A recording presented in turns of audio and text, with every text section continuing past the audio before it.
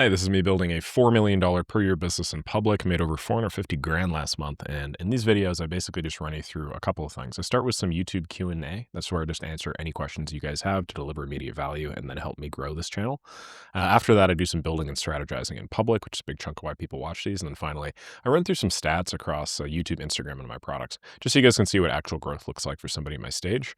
This is my main channel over here. If you don't know it, I run one mostly about AI automation and then like business consulting stuff. That's almost 186K subs.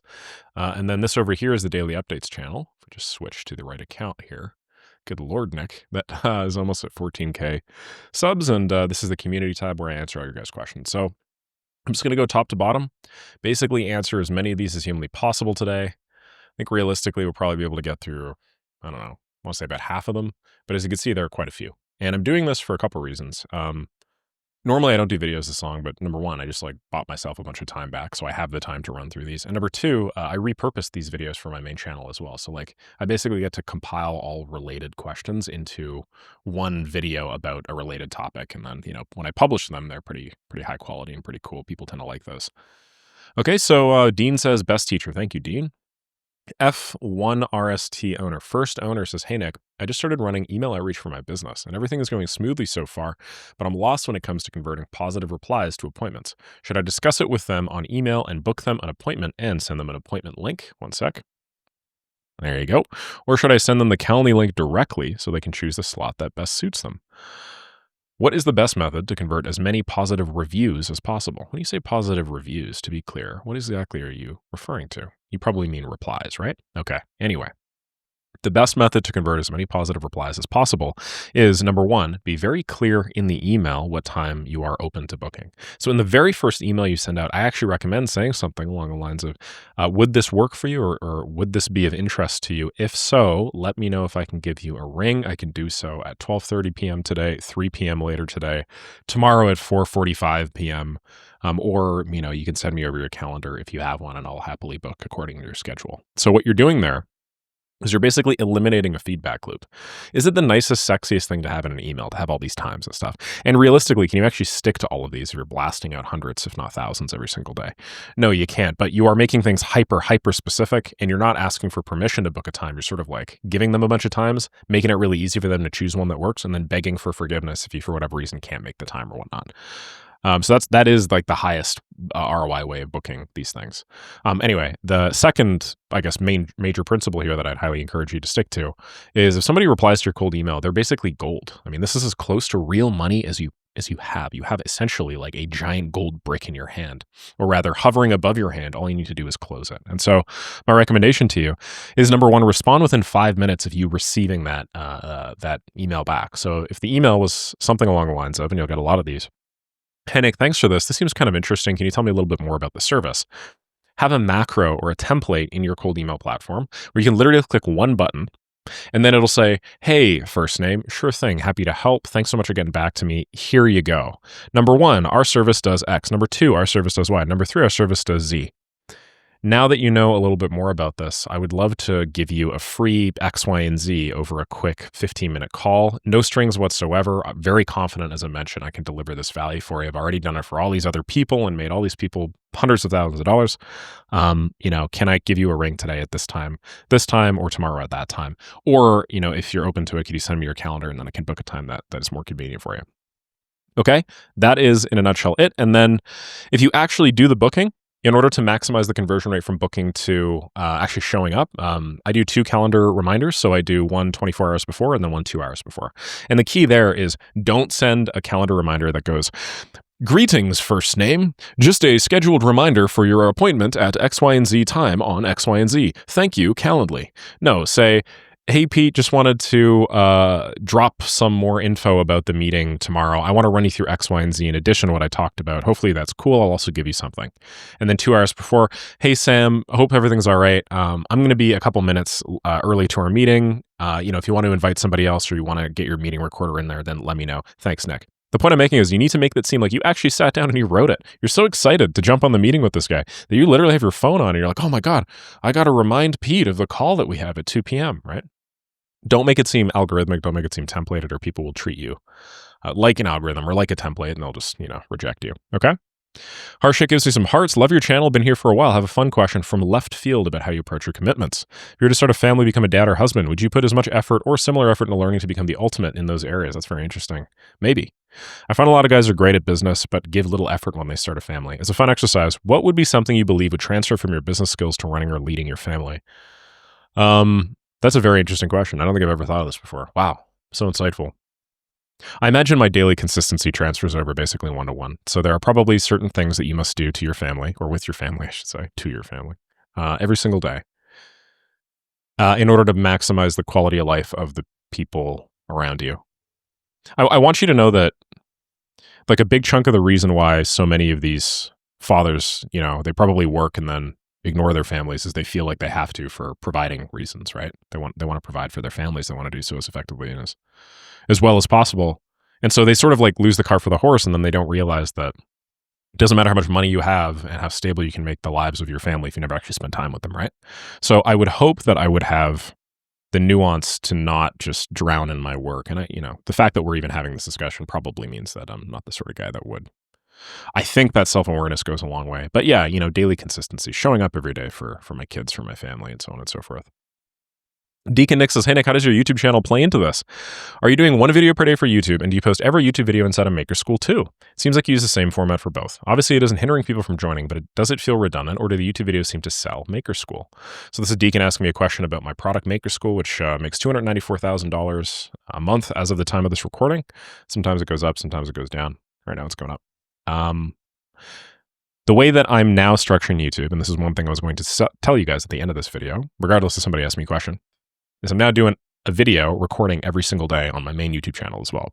Today was the first day that I did it. If you go to my little life tracker over here, which just shows me a quick breakdown of my various tasks and my daily actionables, you can see here that I logged my weight, then I logged some just little reaction time stuff, had my coffee, recorded the amount of time it took for me to respond to messages and make money with Make, then recorded the amount of time for Maker School, then recorded the amount of time it took for me to write briefs.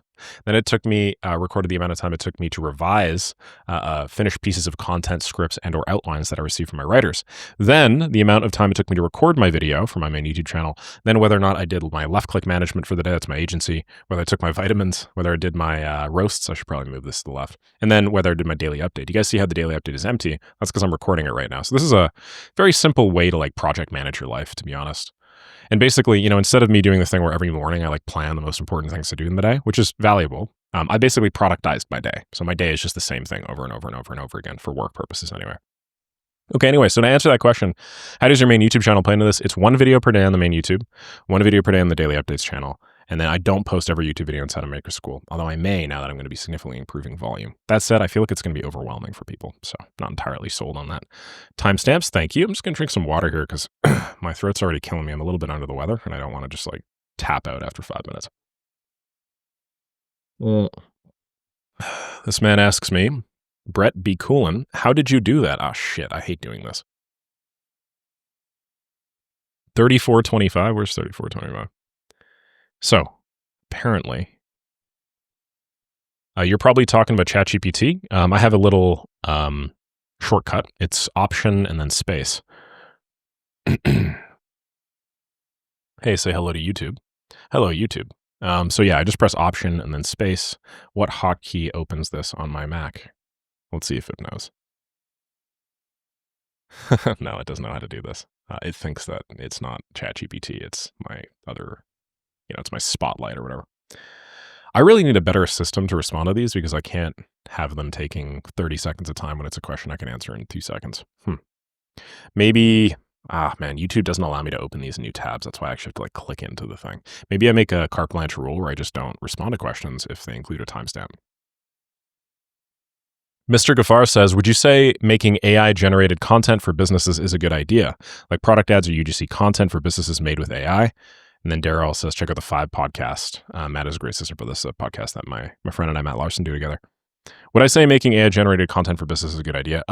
Generally, I think that you get way more leverage if you have a human being in the loop And so before you publish your AI content or whatever, you have a human being apply a few seconds of their intelligence to read through top to bottom and just ask, do I think other human beings would like this?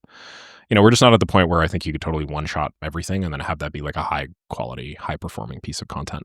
So yeah, that would be my recommendation. But you can use AI to help with everything. I use AI to help with everything now. Thank you for the effort you put in your content and transparency. I have a decent paying sales job, $200K a year, but I just want to put my effort into something that benefits me and not someone else. Seeing the $5 million revenue I bring in annually for the company I work for just makes me realize how much money is out there. All this to ask, what would your advice be for someone in my position? I'd imagine the majority of your audience are late teen, early 20s. You'd be interested to know that, collectively it is the majority of my audience, but actually I think like the highest demographic is late 20s to like early 40s or whatever that time thing is. Whatever that age parameter is on YouTube. So that's interesting. I don't know for sure. I'm pretty sure though. Anyway, all this ask, what would your advice be for someone in my position? You're driving a sales in a job right now and they're paying you $200,000 a year for it, but you generate $5 million a year for a company. You, my friend, are being heavily underpaid. You are being paid 1/25th of the total value that you drive to your organization. Very good quality salespeople are paid maybe, I want to say, 1/5 to 1/10. So let's just do the math really quickly, okay? If you don't make me knock over my water bottle all over my laptop, that would be bad. You right now are driving 200,000 of personal for yourself divided by 5 million. Wait, $5 million for your organization. So your cut of this is basically, we just do the math, 2 divided by 50, 0.04 or 4%. This is heavily underpaid. Realistically, if you make between 1/5 to 1/10 of that money, you should be making, if we just do the math on this, somewhere in the realm of $500,000. Why can't I write today? $500,000 to $1 million a year of take home. So probably your straightest line path to making way more money is not actually entrepreneurship. You just need to find a sales role where you are being compensated for the value that you're bringing. Okay. If you've been sticking with one company for your entire life or whatever, then, there's a fair reason why. Most people that stick with one business for their entire lives make way less money than if they move around. So I would be pitching your services to people as often as humanly possible. You could go into some sort of sales consulting as well, and so on and so forth. But yeah, man, you're just not getting paid enough by the current organization. Like, your organization's probably cool. You're capable of driving $5 million a year. You're just not being compensated enough for that. So there are circumstances, there are jobs where you will go in as a salesperson, you will drive $5 million of revenue and they will literally just pay you 20% of that. They will pay you $1 million for that. There are a variety of them out there. Yeah.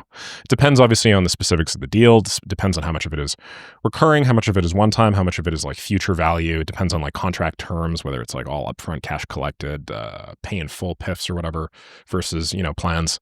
But for the most part, you should be making probably, I want to say, at least 2.5 times what you're currently making at minimum. You can go to your current gig and you could try to go for more. If most of this $200,000 a year is in the form of some hourly, actually go to them and ask them for less money. But then more commission. And if it's like if it's like somebody that is on the ball, like your manager is somebody that understands the value they bring to the organization and isn't some giant ass enterprise where you're just like a faceless number or whatever, they'll look at that and be like, holy shit, he's probably asking for this because he's considering leaving. If he leaves and we lose the ability to drive $5 million in new revenue every single year, then we're totally cooked. So yeah, of course we'll do whatever the hell keeps you on board. So yeah, hopefully I've made my position clear there. And you don't pay Connor for the calls. So you're talking about my buddy Connor Kaplan. I do not. I pay Connor in goodwill. Also, he has to be one of the most like value giving people on planet Earth. Inside of Maker School, we host a sales call every 2 weeks. My buddy and one of the very first Make Money with Make members, Connor Kaplan, joined. And then he's just like, hey, can I do sales calls in your community? And I was like, really? Like, you want to do this? He's like, yeah. So I've tried to pay him money on multiple occasions. And every time he's just like, pay me in beers when we hang out. And it's been a while. But yeah, he is going places. A guy that delivers this much value, granted, I don't know how long he's been doing it for. I guess like under a year now. But a guy that delivers that much value for that period of time is going places. So I have no doubt in my mind that Connor is going to absolutely crush. And, if I can help him in any way, shape, and form, I'm more than happy to. So yeah, Connor, if you're watching this, bro, like, keep on crushing. Okay. Let's see. Hey, Nick, I'm 17 and feeling a bit lost right now. I've thrown myself into vibe coding over the past 6 months or so. While watching your content, almost fully made a few products, so wasn't really happy with dedicating 5 or 10 years to those ideas. Or just lost motivation. I'm currently working on a product that I'd just personally pay for if it existed. I feel like it's the biggest opportunity ever for startups, much bigger than doing the agency model, but obviously just building the software for half a year without days off, having a completely destroyed sleep schedule, and ruining my physical health without receiving money isn't the best. I've learned an insane amount to the point where I feel like I can make any idea come to light with little effort. I'm an ambitious and naive guy, so I want to have no less than 10 mil in the bank in the next 10 years. I'm willing and have so far sacrificed pretty much everything in my daily life for the sake of being on that path. So far as not even going to school, I believe it's meaningless when there are better things to be doing right now. I'd like to be able to start an automation agency with the knowledge I have at the moment, but I'm not sure if that's really better in the long run than software. I did say 10 mil, but that's the minimum. What I really want is like 100 mil. Okay, so we have a 17-year-old kid, to be clear, that wants $100 million or something, right? So welcome to, being 17, I would say. I wanted $100 million when I was 17. We have a lot of people here giving you advice. You just don't fundamentally understand the economics of these business models, David. So let me just make it abundantly clear for you. 10 years, $10 million, if that was your minimum cutoff, means you need to make $1 million a year with your agency, right? Assuming you're talking gross revenue, by the way. Okay. Did you mention bank? Okay, so if you want 10 million in the bank, you need 10 million in profit, and then you need to pay yourself, that money. So you need to understand like the economics of business, as how it relates to your personal income. There is like revenue that you drive in a company, in a business, right? And then there is the profit of the business, right? And then there's the amount of money that you actually pay yourself, as in the proceeds from the profit of the business, right? So you need to be abundantly clear here. If this is your goal, we need to be very, very clear on exactly which one of these that goal is. 10 million in your business bank account, 10 million in your personal bank account, whatnot. So once we know the goal, then we know the distance between where you are now. Presumably you are at $0 or around $0, or at least you're far enough away from $10 million that you might as well be at $0. Okay, so now, once we have these two things, we have where you currently are, which is probably 0 or close to 0, then where you want to go, right? Now we know that, you say, oh, I want $10 million in my business bank account. Well, now you know where you need to go. And now it's just a matter of picking the right path to get you there. Here's the thing. What you'll learn very quickly, anytime you do any sort of prolonged business or make money, is there are multiple paths. Some of them get you there faster. Some of them get you there slower. And you know what? Any one of them works, so long as the end destination gets you to that big X on your pirate ship map within the time frame that you talked about. So keep in mind that I'm not debating the merits of your idea, despite the fact that they are probably going to change, right? Statistically speaking, it would be naive for you to think that your goals would not change over the course of that time period, because the vast majority of every other human being changes very drastically between 17 and 27. Not even debating the merits of that. But if we're just being pragmatic and logical here, you need to know exactly where you're going. And then once we're there, we can enumerate across all the possible paths to get there and then choose the right one. And I can confidently tell you, it is very, very feasible to get between 10 to $100 million in the bank in 10 years with an agency. It's super feasible. That just means you need to make approximately $1 million a year in profit. We're not even taking into account like compounding and stuff like that. In a 10-year period, your money will double like 1.5 times. So you don't even need that. You don't even need that much money. You need like, I don't know, probably $600,000 a year, I would say. Let's see. I'm kind of curious, actually. What's the simplest compound interest calculator? Probably this one, right? Let's not do that. Nope. No, thank you. Yeah, you want 10 years, right? Yeah, man. So you need like 650,000, and that's assuming an interest rate of 7%. I'm baking in some assumptions here, but by the end of that time period, maybe you need $700,000 a year. By the end of that 10-year time period, you'll have about $1 million. So what gives you, $700,000 in profit? If you were going to square that away in your business bank account, 700,000 divided by 12 is $58,000, right? So you just need to make $58,000 every single month in profit, and that is very doable with an agency model. I've done it. Many people on YouTube do it that also do building in public. You can go back and you can check that out. You do not need a big fancy software product. You do not need to build an Uber to make what you are asking for. The higher expected value decision, you get the decision that is a much higher probability of success, multiplied by the impact, is the agency services model, I would say.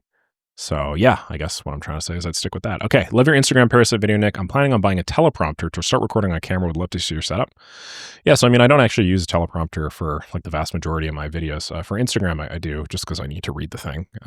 Yeah, sometimes we have sponsorship videos and stuff, but yeah, I can't really show it to you because the whole idea of the teleprompter is you can see right through it. But suffice to say, you can. Oh, wait. Can you? Oh, hold on a sec. Can you see this? That is my camera right there. See that? But notice how it's like in a square-like thing? The reason why is because that's my camera in the middle. And then that little square thing that's kind of pitched forward is the teleprompter, okay? All right, hopefully that makes sense. It's an Elgato teleprompter. Is recording with Loom, Riverside, or something else? I'm recording with OBS. Love today's insights. Happy for your shoulder health recovery. Thank you. Yeah, it's feeling good. Quick question about Upwork proposals. When you see a job at 20 to 50, is it still worth applying? Absolutely. But there's some nuance there. Check out the client profile. Hey, Nick, I'm 19, wondering what you think is the best way to start outreach. Is it necessary to buy a domain or pre-warm Gmail account right away? Is it better to test small numbers a day? Like 20 emails a day. No, I would just buy, I would buy them for sure. Yeah, absolutely. 100%. My recommendation to you is just go to Zapmail or Inboxlogy or something like that. That's pretty cheap. Buy like the minimum number of mailboxes and just like have those. Opening with an explanation of the video's contents, 12 minutes of Q&A, updates after, etc. was a great tweak. You can see that helping with engagement. Thank you. Hey, Nick, I'm 15, lost in endless outreach with no replies, trying to build an agency, but cold outreach is really tough. Yeah, hit the nail on the head, man. How do you approach messaging and follow-ups so people actually trust and respond to you? And what should I include in the cold outreach? Like Loom, website links, etc. I've been working on this for 5 months and on other types of business model for over a year now. I haven't made money yet, but I've learned so much from you. Well, I mean, that warms my heart that you are listening to this, and I'm really stoked to have people that young that are putting effort towards, making something happen. That is fantastic. Anyway, I want you to know the cold outreach is tough. I can answer your initial questions, and I will to some degree, but I want you to know the cold outreach is very, very difficult. That's why so few people do it. Going door to door, extraordinarily difficult. That's why so few people do it. Cold calls, super hard. That's why freaking nobody does it. And the people that do are basically, they all end up like multimillionaires. And it's not because the specific skill is actually really important. It's more the skills around that skill. It's like the skill of high agency and gumption and being able to talk about something and articulate the benefits of a problem. Benefits of your solution and how it applies to a problem. Okay, so what should you include in the cold outreach? Generally speaking, about 4 things. One, you want to identify yourself in any sort of cold outreach. So you'd be like, hey, Pete, let me dial this back. What you need, number 1, is you need to show them that it is not spam. So you need to personalize it, okay? Once you're done with that, then you need to identify yourself in some way, shape, or form. Show them who you are. Hey, Pete, I work, my name is Nick. I work with, a PPC agency out in Dallas. Okay, boom. Now you've identified yourself. Now they know who you are. Number 2, you need to tell them what you like what your outreach is about. So, we currently use an AI system that generates XYZ dollars per month. It's very simple, drag and drop. I made it in something like 15 minutes. And now our company is looking to see if we could install similar systems in other businesses. And you were one of the first that came up when I was looking into it. Okay, so now you've established not only your identity, who you are, but it's like what you're trying to do here. 3, you need some sort of social proof. So it's like last week we worked with one of the biggest media companies in Dallas and generated them $117,843 in just 3 days or whatever. We did that entirely because of that system. And then number 4, you need some sort of offer. So I really, really believe that this would work for XYZ company. Been following you guys for quite a while, and I'm super bullish on the sort of technology applied to our industry in general. Would you be open to me installing this in your business? It would be 0 risk. It would take 15 minutes of your time up front. I do all of the heavy lifting and pay for all of the software costs out of pocket. And only if I made you $15,000 would I ever even ask for a tenth of that. Would that work, right? Something of that nature. Okay, so that is like a complete outreach loop, essentially. You have all of those elements and you will do a pretty good job. Now, obviously your outreach may not be as high quality as what I just talked about here, or you may end up copying my tactic but not really understanding the strategy behind it. That's okay. You got to imitate before you can imitate or emulate before you can really crush. Good artists copy, great artists steal. But it is always going to be some variant of that if you want to perform well, okay? So again, identification, so who you are, content, like what you do, why it's relevant, social proof, so how you've delivered what you're asking them to do for other people, and then 4, some sort of offer, which will include some sort of risk mitigation as well. Hopefully that helps you. And you can include the looms for sure. There's like a million different ways to do it. I wouldn't include looms for copy of that nature. Just know that if you do include looms, your total upend volume is going to have to go down per mailbox. And if you include looms, use the same formula that I just talked about here. You could use that formula for anything. Cold calls. I used to use that formula when I was going door to door. You can use that formula in anything. LinkedIn DMs. You could use it in any sort of thing. Hey, Nick, 18, at a crossroads, started a small business doing communication consulting.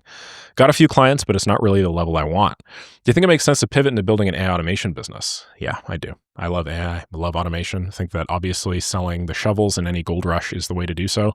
AI is a gold rush. A lot of people are extraordinarily interested in having that applied to their business, and it is going to occur with or without you. So you might as well be part of that giant money transfer, Hey, Nick, I'm curious, what are your thoughts on SMS lead reactivation? Would it work well for interior design companies? And what kind of automations did you suggest? Yeah, for sure. I think that would. Depends on the lead list of the interior design company. But if you have a very big lead list, I would take something custom about the person. So maybe you have your big CRM or something. In your CRM, you have a line that says what you did. Or maybe when they inquired, it like wrote down like, so what are you looking for with an interior design company? Or maybe you have some logging or some email history or something that was done. Anyway, take all this information, feed it into AI and say, hey, personalize the first line of a reactivation SMS. Then once you have that, it can be like, hey, Sally, hope everything's going okay. Or hope you had a blast at that wedding last month, because maybe somewhere earlier on in the email history, it said that there was a wedding and then your icebreaker generator put that at the beginning of the thing. Wanted to let you know that we're offering X, Y, and Z, either promo, discount. If it was B2B, and it might be B2B, I don't know.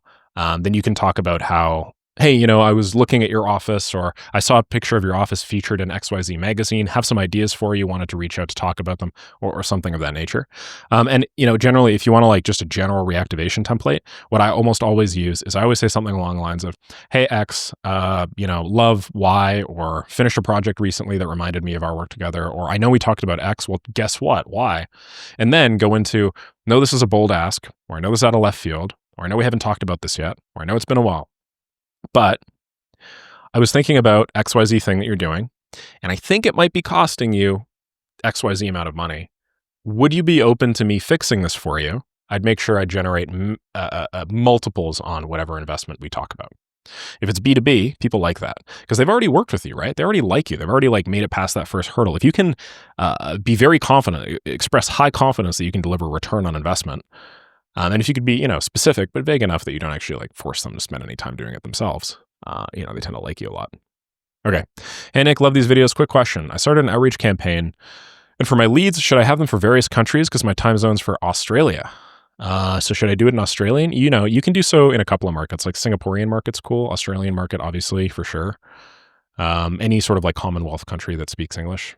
And you can also do it in some countries that don't speak English. Probably wouldn't be as valuable, but you can do it in a couple of countries that don't speak English too. Alternatively, if you want to do it in the West, you are just going to have to suck it up and sell to people in a time zone that may be very inconvenient for you. That's just the way life is.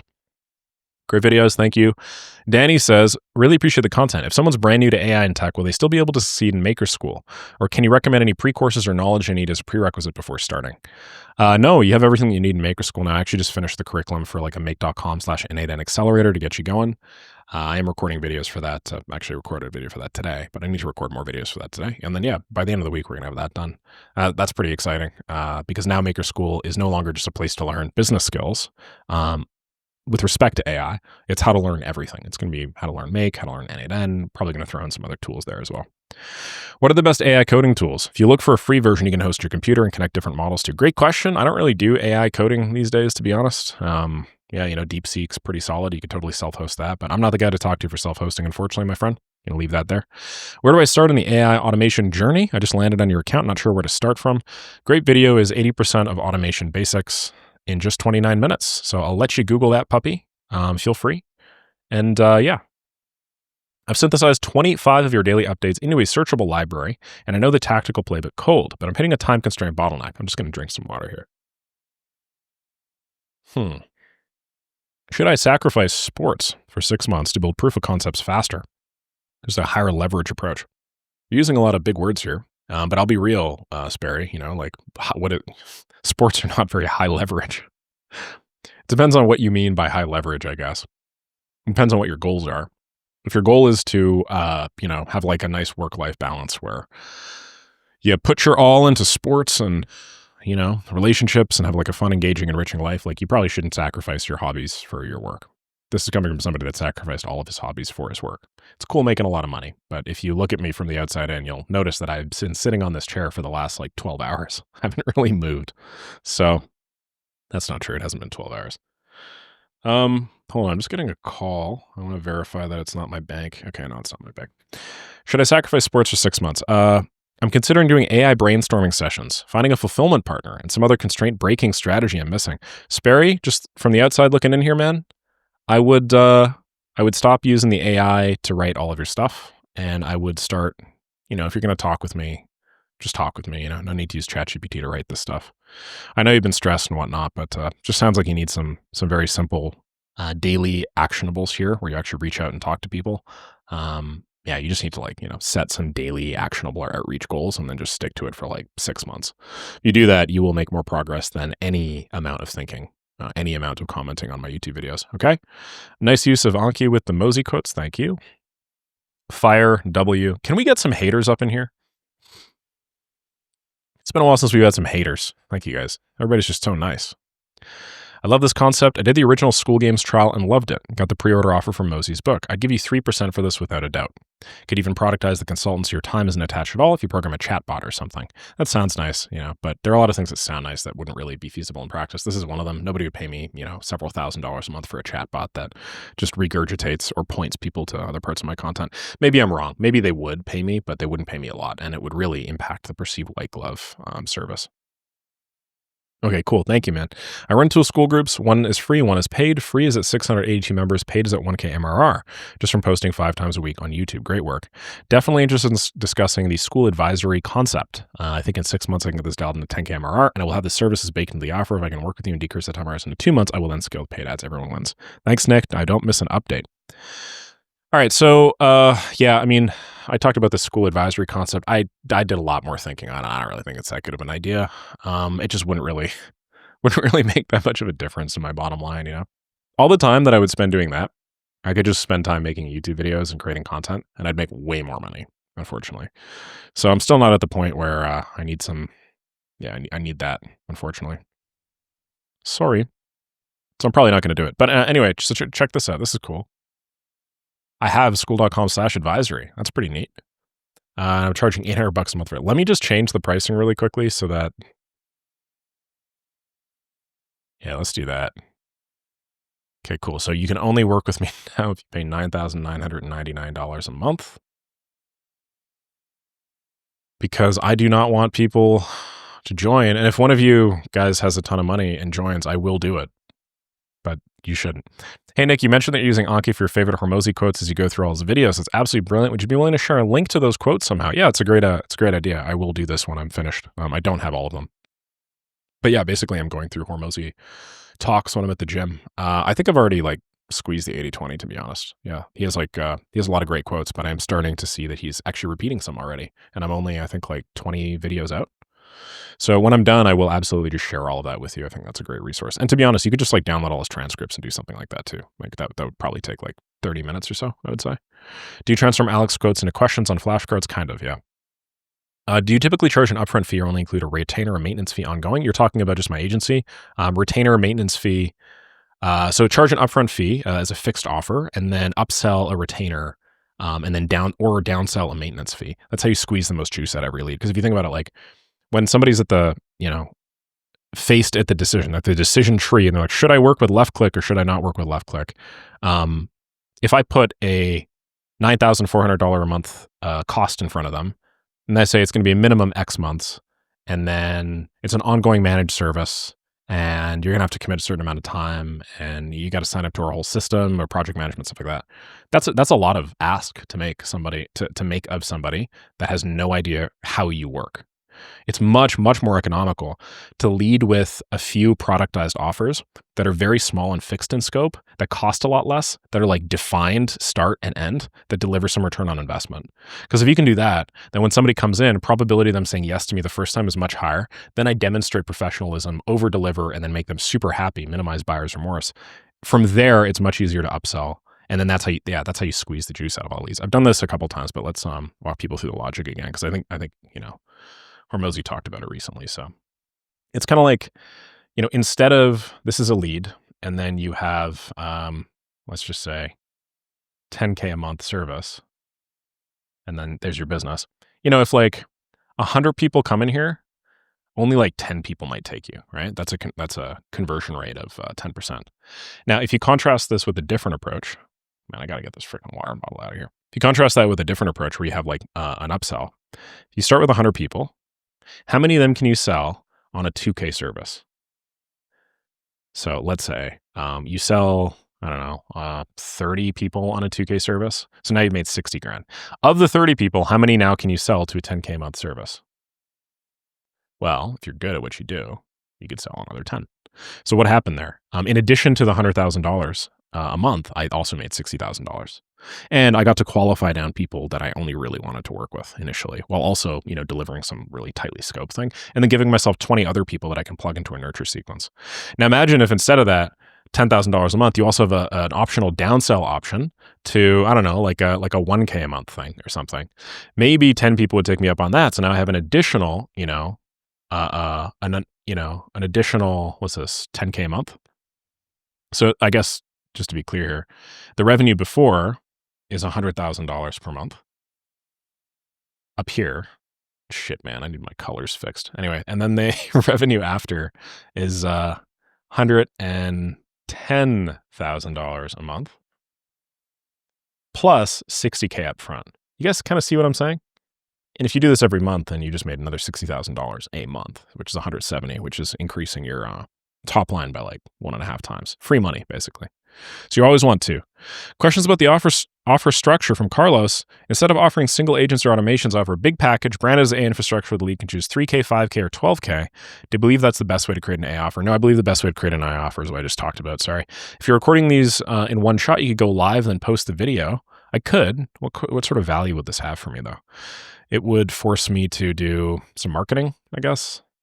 Is there really that much more of a benefit compared to the risk of me like showing some API cruds or details or something? I don't know. I don't really think there's that much value in it. But thank you for the point. Just wondering, and I love a detailed answer. Why do you choose marketing agencies instead of roofers, solar, decking, and other home service-based high-ticket businesses? Their ticket size is high. That's why I was curious. Well, most of these industries are local, and so you're constrained to local leads. Most of these industries are B2C, and so you're constrained to B2C leads. Those are the two main ones, I would say. Yeah. And also, I just don't really like working with local services people anymore. I don't know. They just don't really know too much about automations and tech and stuff. And it's just nice to talk to people that at least speak your language to some degree.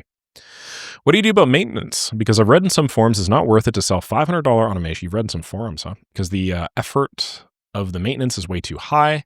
So the only way to make it valuable is to teach, support the customers how to use the tools and to keep an active maintenance for like 10K a month. It makes it a lot harder to enter this line of business, right? It does. I think I just answered your question though with my offer formula. So yeah, I mean like maintenance for sure. You could offer an upsell to a retainer, which includes maintenance, or you could do a downsell just to maintenance, which doesn't include any of the retainer stuff. But I probably wouldn't sell $500 automations a month. Thanks for the value. Hey, Ali, how you doing? What are some beginner services you could apply for on Upwork that makes it smooth to transition later to an AI automation agency? Beginner services is anything with AI and automation. So use these keywords: make.com, operations, N8N, Zapier, Google Sheets, ClickUp, CRM, project management system, Lindy, API integration, and marketing automation. Use those terms and you'll find a big list of jobs that you can feasibly apply to. You mentioned the easiest way to do a retainer is to do a quick win one-time payment service first. Yep. Could you mention some options like it offers these quick wins? Wow, so cool, so cool. Yeah, because I just answered that, right? Yeah, variety of quick services. You could do like an upfront, so I'm all about cold emails. You could do an upfront cold email build. You could do some sort of upfront like personalization. If your niche was people that were running cold email, and it was only people that were running cold email and sending over, let's say 500 emails a day or something. Digital businesses that make over $10,000 a month that send at least 500 emails a day. Some shit like that. You just narrow it down really tightly. Your email offer could be to take their cold email system and then, I don't know, like double their reply rates or something in XYZ time. Very similar to a CRO offer that my friend Matt was running actually for his landing page business, which he scaled over $900,000 per month. So you can make some freaking money with that. You could do like a proposal generator. You could do like a one-shot proposal generator. Those are good. You could sell those for like less than 2K a pop and then just like plug and play, develop some nice, very sexy branded assets with all their offers. You could do some sort of like one-click CRM. And when I say one-click CRM, I just mean like build a template out and then just make some very minor changes to the template based off maybe a brief that they fill out or an onboarding call transcript. You can actually have like an agent do that for you. I'm experimenting with that right now. Yeah, pretty cool, pretty cool. Anyway, Alejandro says, great content. I have two conflicting expectations and desires. I see the importance and value of building a personal brand and growing my distribution potential, which will eventually serve as a platform for whatever I launch in the future. However, even though I consider myself assertive, I don't think I'm very good at being on camera, nor am I comfortable with myself being all over the internet. But I do feel I'm pretty good at writing, and I definitely wouldn't mind doing that. Is it a viable and feasible path to build a personal brand just writing instead of also doing videos on YouTube? Or do you not think doing videos would be a handicap on the personal brand goal if I want to have a big distribution platform? So in 2025, 2026, 2027, and beyond, most of the content that you would write would be replicable with AI. And so just market economics, the supply of this would go way the hell up. And you'd have people, faceless people, which are really just models, writing all over the place, every conceivable thing. So like the value of your content is going to go down if we're just being pragmatic. Now, if you are like super unique or whatever, obviously you could make anything work. And if you're writing a super cool, you can make anything work. But just keep in mind that like there will soon come a day when video content like this is 100% replicable, and it's coming pretty damn soon. So once that's done, you need to go up to like to the next frontier of like why some human being would watch another human being as opposed to just like a robot that could do everything better, right? So like you have all these like goals and stuff like that, but like the market doesn't give a shit about your goals, right? Like, so basically you just have to start as quickly as possible, whatever the hell it is, or the option will be taken away from you. And that's really just my whole mindset and philosophy behind content in general. Hey Nick, I admire your industriousness and the authenticity you bring to a market full of gurus. Thank you. Seems you worked a lot on yourself. I do want to ask you, what is a flaw of yours you're currently working on to improve, be it in your character as a person and in business skills? We're just chock full of brilliant questions today. What is a flaw of yours you're currently working on to improve? You guys see consistency from the outside in because you guys rate me off of my outputs, but you guys don't see the inputs that I put in. And I don't think I'm as consistent with the inputs as I could be. I would like to be more consistent with the inputs. I would like to be able to act more on ill-defined or vague actions that have some big payoff. But I feel like this sense of acrasia, which is where you know what you should be doing, but you don't do it, anytime I don't like very well define something. Case in point, Maker School, the idea of starting Maker School was sitting on my desk for basically like a month and a half, 2 months. I just stared at it every day. And if I had started it a month and a half to 2 months before, I would have made way more money, but I just stared at it and I didn't really know where to begin. The reality is there's a very simple and easy hurdle to jump. And that's just take a look at what you have to do and just ask yourself, what is the first step? And just write down the first step. And that's like 80% of it. But I don't do that often enough. That's definitely something that I wish I was better at. So high agency, I suppose. I'd consider myself high agency, but yeah. Another one is like my risk aversion. Like I'm very risk averse. I know I'm giving you two, but because of that risk aversion, I don't do things that I probably should, like invest in, things that save me time, but cost me money. I feel very bad when I order like DoorDash or something, even though, it is entirely reasonable for me to do. I feel very bad every time I grab an Uber because I'm like, did I seriously just spend $15 frickin' to like get in a thing? Like that's stupid, right? But it's just owing to my background and the fact that I grew up pretty poor. And I could never, ever justify that ever. And then, at the beginning of my entrepreneurial journey, or at least for the vast majority of it, really, I was dead broke and I was like 1,500, 2,000 Canadian dollars a month max. And even that's pushing it. Like probably more than half of those months I didn't make that money. So like because of that super variable income, I definitely skewed my personality towards saving instead of maximizing my income. So yeah, all flaws. Can you answer, what do you think is the biggest skill to have as a business person? Agency. Yeah, agency for sure.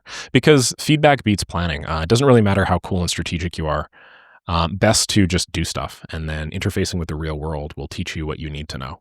The human brain is remarkable. And if it spends long enough in interfacing with any market or anything, it will eventually learn the shape of that market and be able to respond in kind.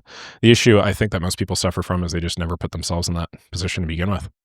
Hey man, curious about being safe online. Just want to know when your Instagram got hacked. Did you figure out why it happened to you? Did you have a weak password and or without 2FA? Thanks, Alex, son of thunder. Well, one thing I learned while getting hacked was the importance of operational security. So because I'm maximizing my OPSEC, I'm not going to tell you. Thanks, man.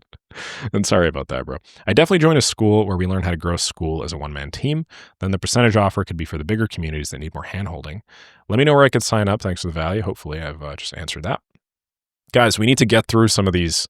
We need to get through some of these faster. Well, you a real dude? I am a real dude. Thank you. Let's try and blaze through these. I'm going to speak a lot faster than I was before. Apologies.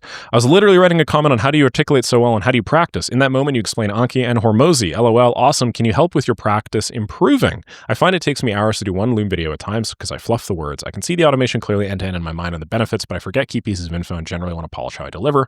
Thank you as always, Nick. You're doing excellent. Absolutely, I can help you with improving. You just need to do more. I know it takes you hours, but essentially, my recommendation for you is just take an objective look at the quality of the Loom that you put out. Hard to do sometimes. You can ask people like me and other people on the internet to roast you, give you their unfiltered thoughts on something. But essentially, what you need to do is you need to like take the Loom video, export the transcript, read through the transcript, and say, okay, what is necessary for the point I'm trying to make, and what is not necessary. Then you need to trim it all down, look at that, compare the two. And you just do that over and over and over and over until your mind learns, oh, I'm doing the thing that I shouldn't be doing. I'm talking about nothing right now. That's what I did. You said Schoolers used to be 50K a couple months ago. Now it's at 100K. I'm running the school's video ad editing team. Yo, what's up, Ben? And Schoolers is at 60K members 2 days ago. It exploded to 120K. Hormozy's launch blew everything up so massively. My prediction's 150K when you read this, less than 200K, but we'll see. Well, as of right now, it is 172.5K. Good prediction, Ben. Thank you very much. Hey, Nick, thanks for the good work. Really appreciate it. I have a question. I'm an XR AI developer. That is extended reality or whatever, immersive reality. And I have two things I'm building at the same time. It's a fun augmented experience for weddings. Doing it for my own wedding, it could be a product after. It has trivia with photos, like where was this photo taken, 3D model with options to leave us an audio message, and a photo with a filter to take selfies with us. An AR tour guide in my city, and also I just started a school community tracking the journey to build a company in XR. It feels like a lot of balls in the air. I need some income fast. Are these products sellable in your opinion? What do you think is the best path to go to? If you are struggling with money, do not build a product and then try and monetize it later, okay? You have skills. If you didn't have skills, you wouldn't be thinking about building a product. So take those skills and just monetize them directly. Cut the bullshit, cut the fluff, and just get out there and make some money. When you have a little bit of space, when you have a little bit of, what's the term? When you can zoom out a little bit, take a deep breath here, because, cash flow is oxygen. That's a Hormozy quote for you. Then you can worry about making products and stuff like that. Syrup says your side channels become my go-to content. Thank you. Nick, I find it confusing knowing all the tools and platforms I need in order to start. Well, this is a declaration of war, Rasmus. There are a lot of tools. And to make a long story short, Attack Titan did nothing wrong. No, my recommendation for you is pick one. Pick N8N, okay? Right now, just pick N8N. Watch this tutorial from me. My N8N full course, 6 hours. This one right over here. I'll have you Google it. That way it'll bump up my search engagement. And then once you're done with that, you can take that 80% of automation basics video and then start. Your videos on both channels are informative and relevant. I noticed one thing. The thumbnails of your videos on your main channel are far better and more catchy than this. Why is this so, being a graphic designer? So notice it because I do them all myself. How does one get on a call with you? How does one get on a call with me? Well, if you stay in Maker School for a full 6 months, you have access to 15 minutes of FaceTime with me. Okay, so if you want to have a call with me in 6 months, you can have 15 minutes call time with me by joining Maker School. So that's one quick and easy way. Aside from that, if you have a big business and you want to chat with me about potentially implementing services, then check out Left Click. You can work with my team. First call you have will not be with me. It'll be with my business partner. Assuming things go well and you want to work with us, you can get on an onboarding and we'll chat. You can also jump on a plane, fly over to Calgary, and then have dinner with me because I'm now doing dinners every 2 Thursdays, except when I'm not in the city. I need a calendar for this, I think. At a local Joey's/LPE, local public eatery at Eau Claire in Calgary. So I'm probably going to cap it at like 6 to 10 people or so, but I'm just starting this very soon. So if you want to jump on there, I know it's not a call, but maybe seeing me in the flesh is your second best bet. Once you actually get your first client, how does it go about for actually letting them use the automation? How do I connect it so it works on their computer? So it's not the computer. The whole benefit of automation is they're cloud-based. So it's a web application like Chrome or Firefox or whatever. And then using that, you access the automation platform URL like n8n.whatever.com or us1 or us2.make.com or whatever the heck your server is. And they can access it anywhere. What you do is you actually have them create an account for that service and then pay money and then give you the username and password. And then you actually just go build it in that account. That's the whole way you do it. And then that solves a lot of the logistics handoff later. It also allows you to use your affiliate codes, which is kind of a hack.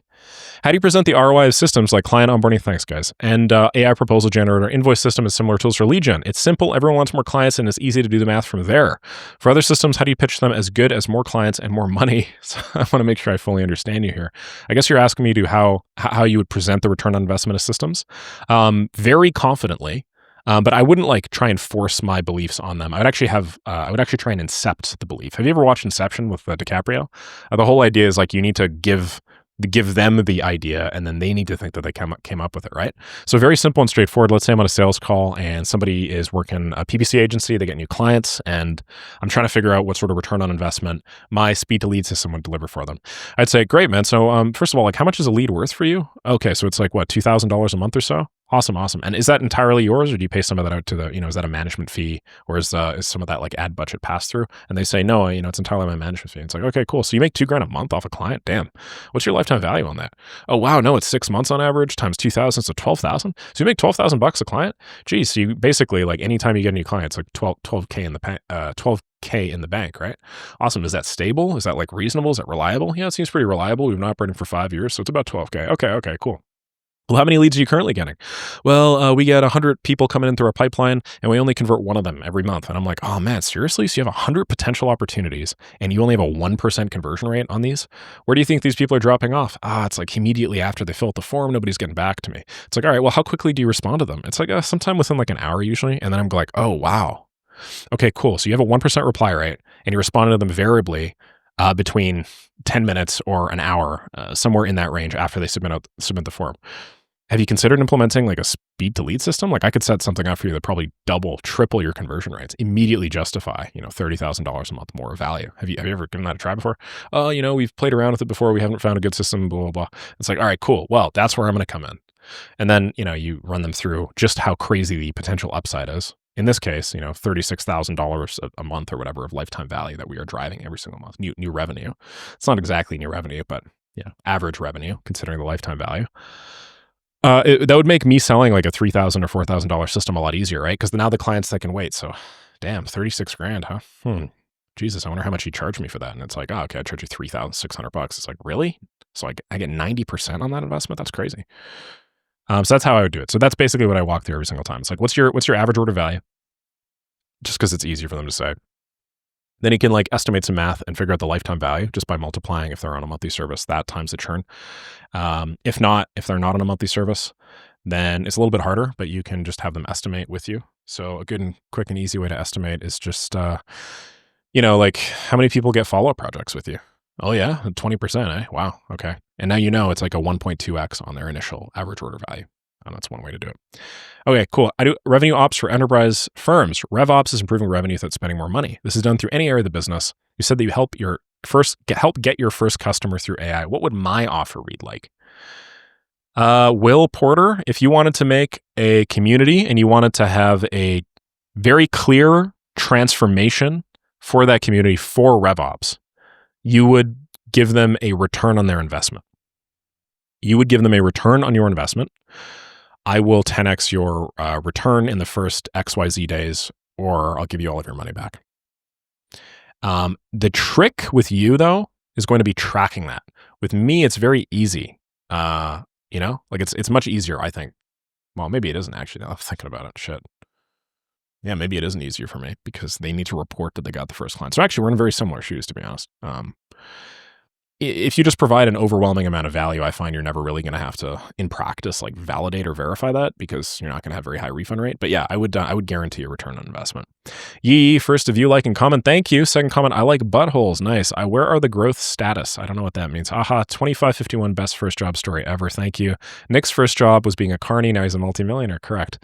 Nick, I've noticed you have very good basic arithmetic skills. Is this something that always came natural to you or something you had to work on?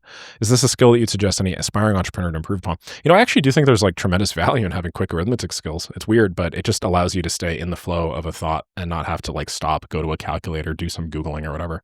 It's not necessary, but yeah, I did do a bunch of basic arithmetic as a kid. Secrets of Mental Math, I think it's called. Read through this book. This is pretty cool. It allows you to estimate like the multiplication of any two big numbers. 45 by 45 is 2025. I don't know, what's 12 times 18? That's 180 plus 24, right? So 204. So you can just do that quick math in your head. It's kind of cool. And the prospects love it because they're like, oh, wow, that guy's right. Yeah, holy shit, that guy's pretty smart. And it's like, no, nah, just spend 10 minutes reading that book. As AI content increases, and most people begin to hate it, at what point do you think AI content, as well as the use of AI in marketing, will become saturated? What do you think are the right things to do to face those problems? Like, what would be the things that AI simply can't win against a human? There's basically nothing that an AI will not be able to do that you aren't capable of doing. Wait, there's nothing that an AI will not be able to do better than you eventually, if we're just being pragmatic here. At least I would assign a very low probability to that. So that's really just, yeah, there's nothing like super long term that will work forever. In the near term, high agency is important, I would say. And believe it or not, like being hyper skilled in one particular thing is not the alpha you think it is, because it turns out it's actually easy to train a model on like a very domain specific skill, but it's more tricky for whatever reason to have a model that incorporates a variety of different skills or something. So the generalists actually win. Nick, this is awesome. What software did you use to record this video? OBS Studio. Nothing could have prepared for that Hormozy impression. The only Hormozy impression I need, baby. What do you use for the LinkedIn comment X to get Y system? Human beings. Harshake gives you some hearts. So you were not always handsome. I was not. Oh yeah, your story doc's going to be very good for trust building. Literally just hearing you mention the 50-minute commute to school made me think, hey, I had the same thing. Yeah, man, I had some commutes, that's for sure. Back in university, I had some damn commutes. And then with my job, I had commutes. Let me tell you a funny story, actually, just while I'm at it, and we're approaching an hour on this Q&A. I used to go door to door, right? And so in Vancouver, one thing you guys need to know, where I used to live and where I did the door to door, is the second that it snows, the whole city shuts down. Because snow is like anathema or whatever. Like it's like crazy. They just don't have the infrastructure for it because it snows so rarely. So I had a call in, holy shit, Kerrisdale? Is that what it's called? I think it used to be called Kerrisdale, but I haven't lived there in so long. Anyway, I was going door to door, and then 3 days before I was in Kerrisdale or whatever. And I got a couple of meetings in Kerrisdale, and I booked them all for the same day next week because I was on the other side of the city, Port Moody, which is very, very far. It's like, normally like an hour on a good day, maybe an hour, maybe a little bit less, maybe like 40 minutes. Anyway, the morning of, I had an appointment at like 8:30, and it was a snowstorm. And so I had to somehow get from Port Moody, which is like basically on the opposite end of where the hell I was going, all the way down to Kerrisdale. So I woke up extra early, just in case, because, we read the weather reports and shit. And I was like really broke, by the way. So I had like very little money and I really needed to make this work. And then my car didn't start. And I'm like, holy shit. So then I asked my parents, who at the time I was with, hey, like my car is not starting. Can I take your guys' thing? And then I think for whatever reason, maybe that day they only had the truck or something. Anyway, we had a big truck. It was like a V8 gas guzzler, a Dodge Durango, 92 Dodge Durango, I think. Anybody in the know will know that thing consumes gas, man. So good that I got it because we had like mud tires basically, which I think hold better in the snow. I don't know. I still did some spinning. Anyway, to make a long story short, I get in the freaking thing. It takes me 3.5 hours to do my 40-minute drive. I miss every single one of my meetings. And then finally, when I get a hold of the people whose meetings I missed, they're like, oh, I'm sorry, it's snow day. We didn't come anyway. So then I drive all the way back. Okay. I get stuck in a freaking like ravine for like a good hour and a half.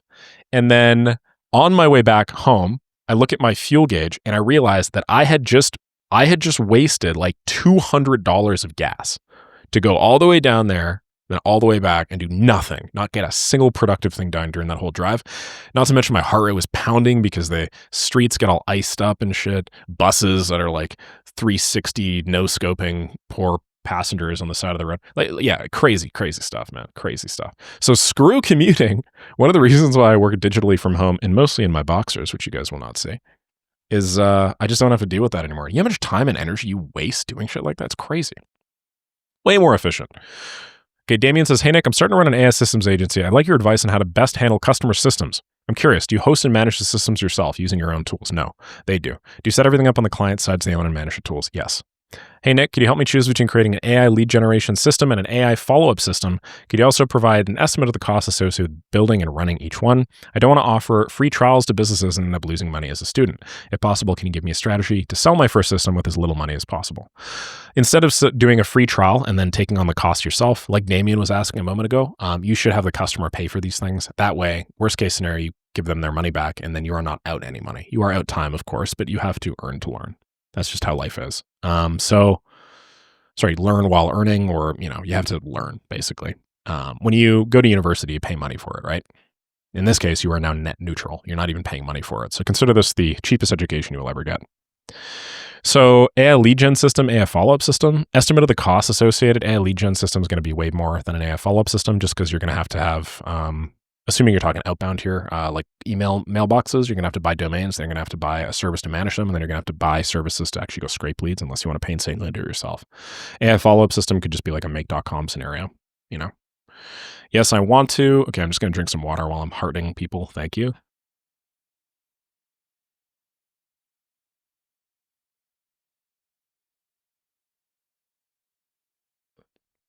Thank you. Hey, Nick, I've completed your 6-hour course and made all the workflows on the 8-hour course. I've optimized my LinkedIn profile, and I've also set up my profiles on Upwork and Fiverr. I'm looking forward to getting clients, but I'm confused on how to approach them and where to approach them. Do I show the projects I've made using your videos and tell them the value they generate? Can you tell me what should be the roadmap for the next 2 weeks by getting clients other than Upwork? Why other than Upwork? That is the straightest line path that you getting clients. Is it because of the connect costs? Know that you will have to spend money in order to make money, and this is the simplest and straightest line path to do so. I would spend money on Upwork. I would submit between 5 to 10 Upwork applications a day. On the Upwork apps, I'd say some variant of, hey, X, saw that you were looking for Y. I do Y, I do Z all day. More than happy to help. Here is something I just built for you. I spent the last 20 minutes doing it because I know that giving value is how you get ahead in this industry. And then I would just do so every day. I would do the same with LinkedIn, send 5 or 10 every single day. Same idea, connect requests with a Loom, knock them out of the park, okay? Note that is my channel. Somebody found a third channel under my name. We've got a retainers you offered your clients $9,400 a month right now, unlimited requests. That is the vibe. We tried charging $12,800, and now I brought somebody else on board, my old business partner, to help me manage this, and $9,400 is what we are currently charging. I think charge $4K a month minimum for your need 4 times Loom/month advisory school. Yeah, I would agree. It's been hours between thousands of calls I needed to answer, and I'm still watching Nick's videos. Okay, somebody timestamps me. Hey, the 60, thank you. Love the energy you're bringing to the video. Thank you. When you say $400K a month business, do you mean for my school community? Overwhelmingly for my school community. And it's now $450,000 a month if we're talking top line. But I've since hired people, so my profit has gone down. My margins have gone down a little bit. That Hormozy impression, I think you having or buying a portfolio of businesses is a great legitimization play, like you said. Taking the cash flow from info, using it to buy businesses is the obvious path. It's what Iman did with WAP and all the other investments he makes. Yes, I would agree with that. So I'd like to buy a business. Does anybody here operate a business that has very low margins? I'm talking like 5%. That's operated this business and delivered consistently low margins, but consistent profit for the last 5 years or more, and make somewhere between $5 to $15 million. If the answer to those are yes, I would love to come in and invest a portion of money, help buy you some liquidity realistically, and then also help implement some of my systems. If you're interested, just reach out to me, nick@nicksaraev.com. The reason why is because I want to buy myself legitimacy, and I also want like proof in a bunch of different industries that the systems that I sell work so that I could take those systems up market. I currently know a decent amount about automations and how to set them up. What should my next step be? You need to start doing outreach. What would be the first step if I don't know anything about that? Watch my Watch Me Start and Sell an AI Service in 10 Hours video. Just Google it. That'll guide you through everything you need. Love your consistency. You helped me shift my mindset. I have the #1 music community on School this quarter, and I'm pushing to win the games. I gave much of that between you and Alex Hormozy. Oh, hell yeah, man. Let's take a peek at this. Guy's name's Half. Community's called Producer Union. Giving you a quick shout out here. Oh, nice. Huge W. We have some quotes. That's cool. My recommendation for you here, and I know you didn't ask, but School formats these into squares. So you could use a service or a tool called Xnapper, which is basically just a service that allows you to take nice screenshots. Then you could actually format this or format the specific part that is mentioned into a nice, sexy square. And once you're done with that, then it'll just look, these will just look a lot better. They'll look a lot nicer, I would say, because right now they're being cut off, okay? And ideally, your YouTube video, personally, I think your YouTube video should be first, and then you can add a thumbnail to the loom, which would help with your conversion rate, okay? All right. We're back to the money calculator. Jared says you could use systems proof. You don't necessarily need social proof. I agree. I don't need anything, to be honest. Very few things that I need, I would say. But I would like to have that, and that would help me. You're more likely to take somebody seriously if they have a portfolio of $50 million a year, right? Than you are if they have $0 a year. At least I am.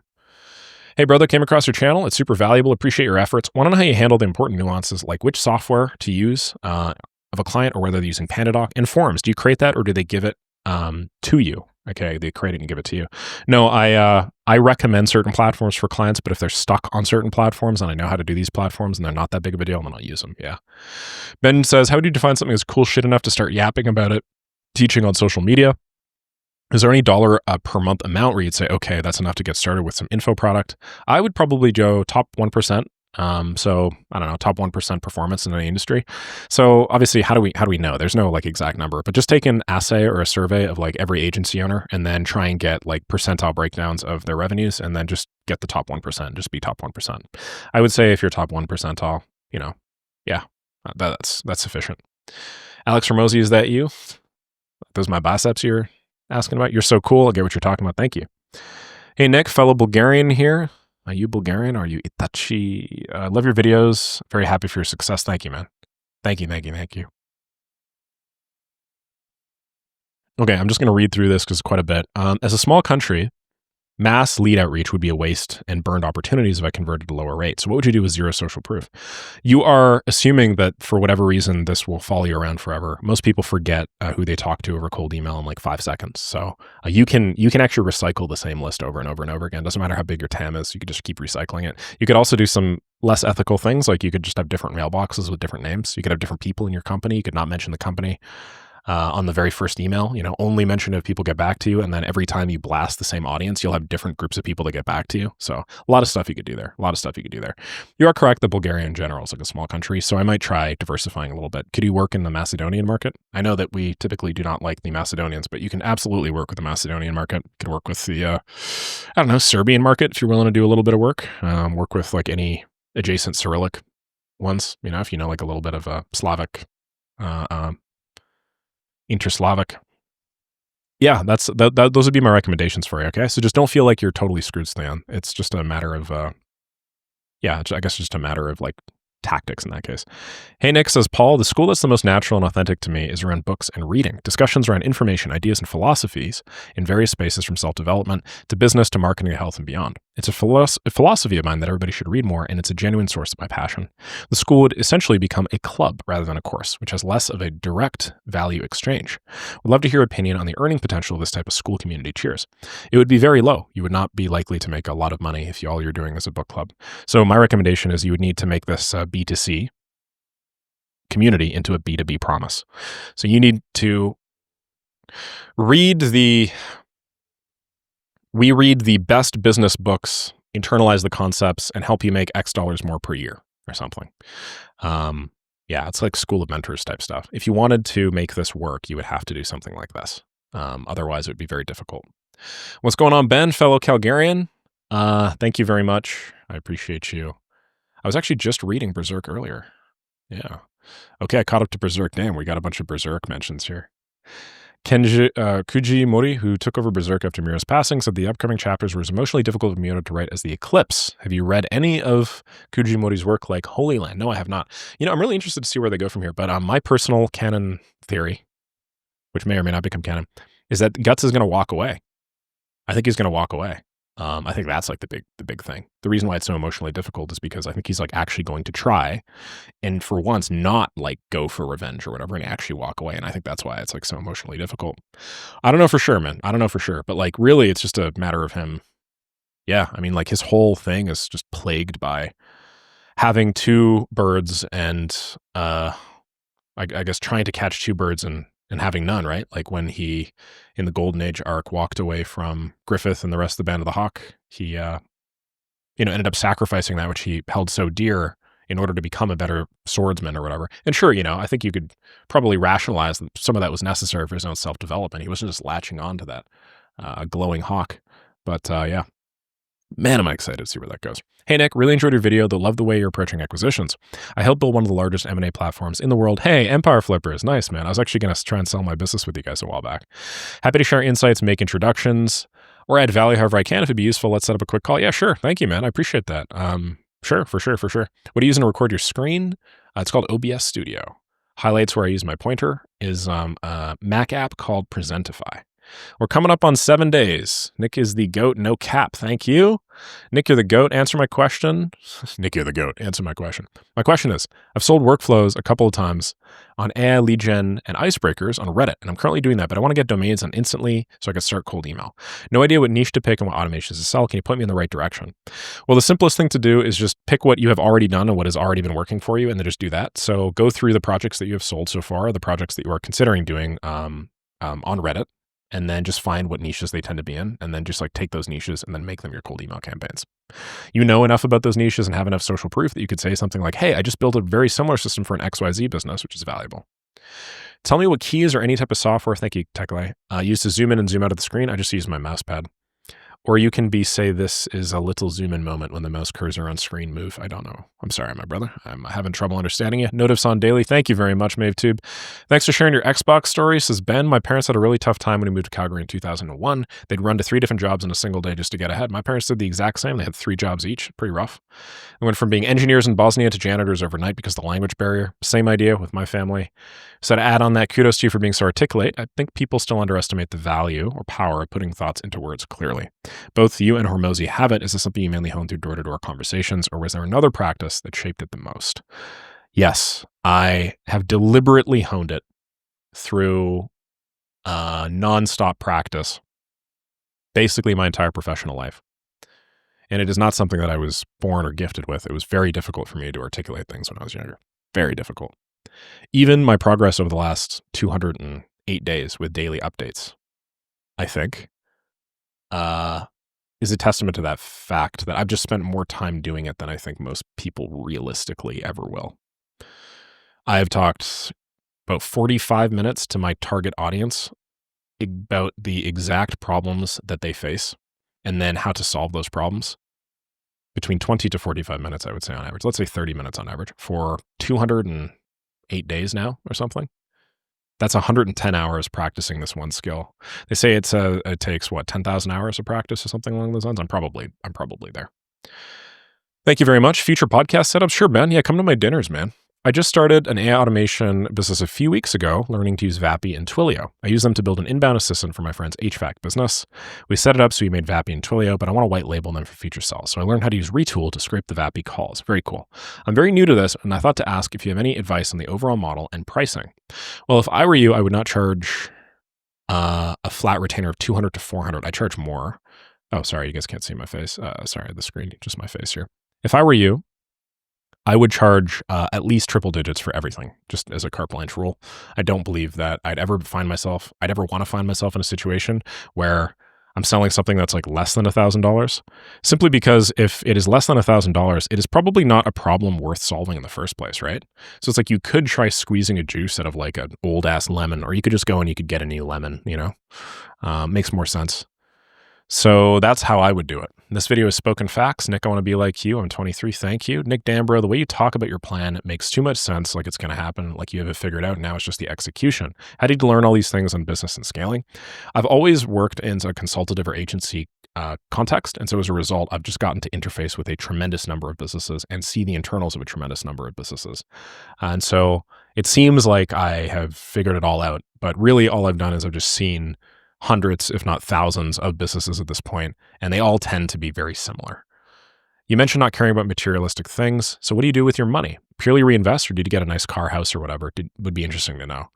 Well, I got an apartment in one of the nicest areas in Calgary. I didn't buy it, sorry. I just rented an apartment in one of the nicest areas of Calgary. I could see the river right in front of me with the beautiful Peace Bridge on my left. Everything is green and really, really gorgeous. That's about like the number one thing that I spent my money on. And to be honest, really not that pricey. It's very, very cheap. I mean, it's less than 0.7% of my monthly income. So yeah, that's about it, man. I'm just reinvesting the most. Yeah, reinvesting the vast majority of this. I have a course helping women get over their toxic dating patterns. Not sure how to get a B to B lens there, switch niches.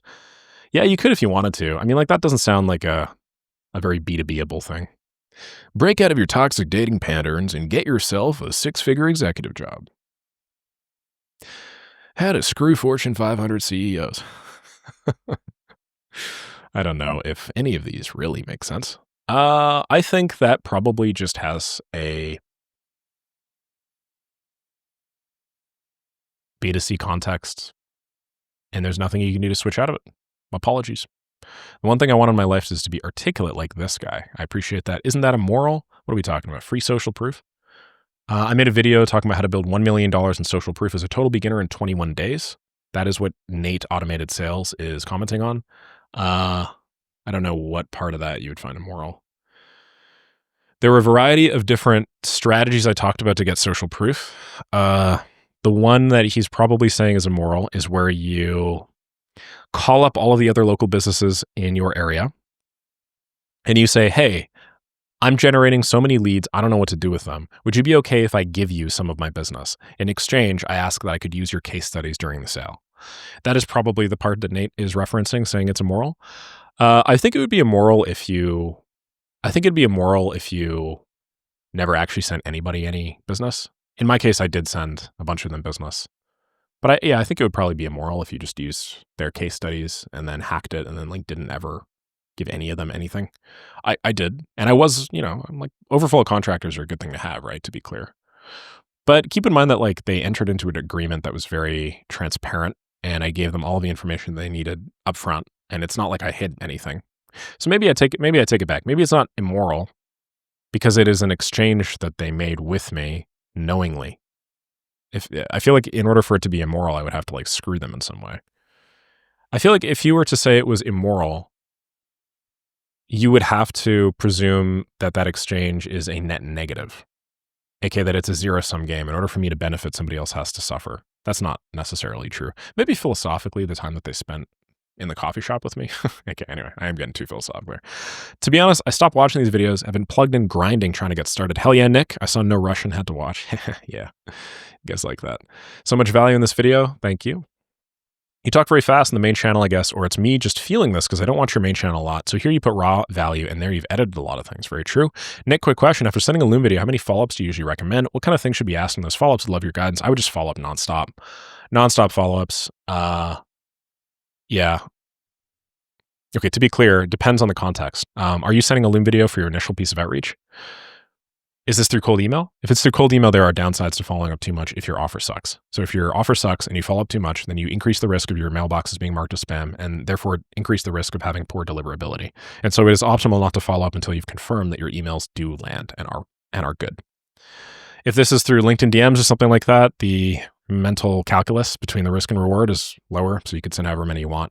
And if this is like a delivery video or some other video context, you follow up as many times as you can. What kinds of things should be asked in those follow-ups? I usually just go like, hey, quick ping, in case you don't know who I am or in case it's the first email you've read, and then I just do some bullet points.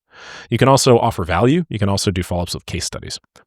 Jordan says, would you rather 1v1 in Rust or run a Wildy PK in OSRS, old school RuneScape? 1v1 Rust for sure. Hey, Nick, by the way, I love your content. I want to close a client in the next 30 days. What path should I choose? Should I send 100 looms a week to people only on their emails and follow up multiple times? Or should I send hundreds of emails per day to get the first client? Love your work. Keep going, man. And Mole, most things in life are never black or white, one way or another. If I were you, I would not just send them only over email. I would send Loom videos across all mediums for contact details you could find. So if you have their email address, then find their LinkedIn, then find their X account, then find their Instagram, because it is a marginal additional unit of time to find those channels and then send your Loom video. And the output, like the impact of you sending Looms on all of these platforms will significantly improve the probability somebody at least watches one. And then if at some point in your Loom, you actually deliver a tremendous amount of value, then, you've just made the universe yours. This is not Sai. This is Love the New Energy. Nick Sai is a staff member of mine. One of my very first staff members, actually. Actually, probably my very first staff member. How's it going, Sai? Hey, Nick, big fan. I'm a 16-year-old trying to build an AI agency. Did my homework, built the most parts like premium websites, demos, and all the other things. Only my outreach is lacking. I'm from India, so my accent gets influenced by my first language, and I look very young and have zero experience in sales or talking well. So how do I convince my clients to pay me thousands of dollars? Well, you're not going to convince anybody to pay you thousands of dollars unless you improve these things. And so we will improve these things. Not as handsome as you. But since you said do a very high volume outreach success, I will try my best until I get one client. My man, I understand that because you have an accent and because you're from a lower cost of living country, you are concerned that people will pattern match you either with scammers or they won't take you seriously because of your age. In a sense, all of this is true. And I don't say this to hurt your feelings, simply to be pragmatic about it.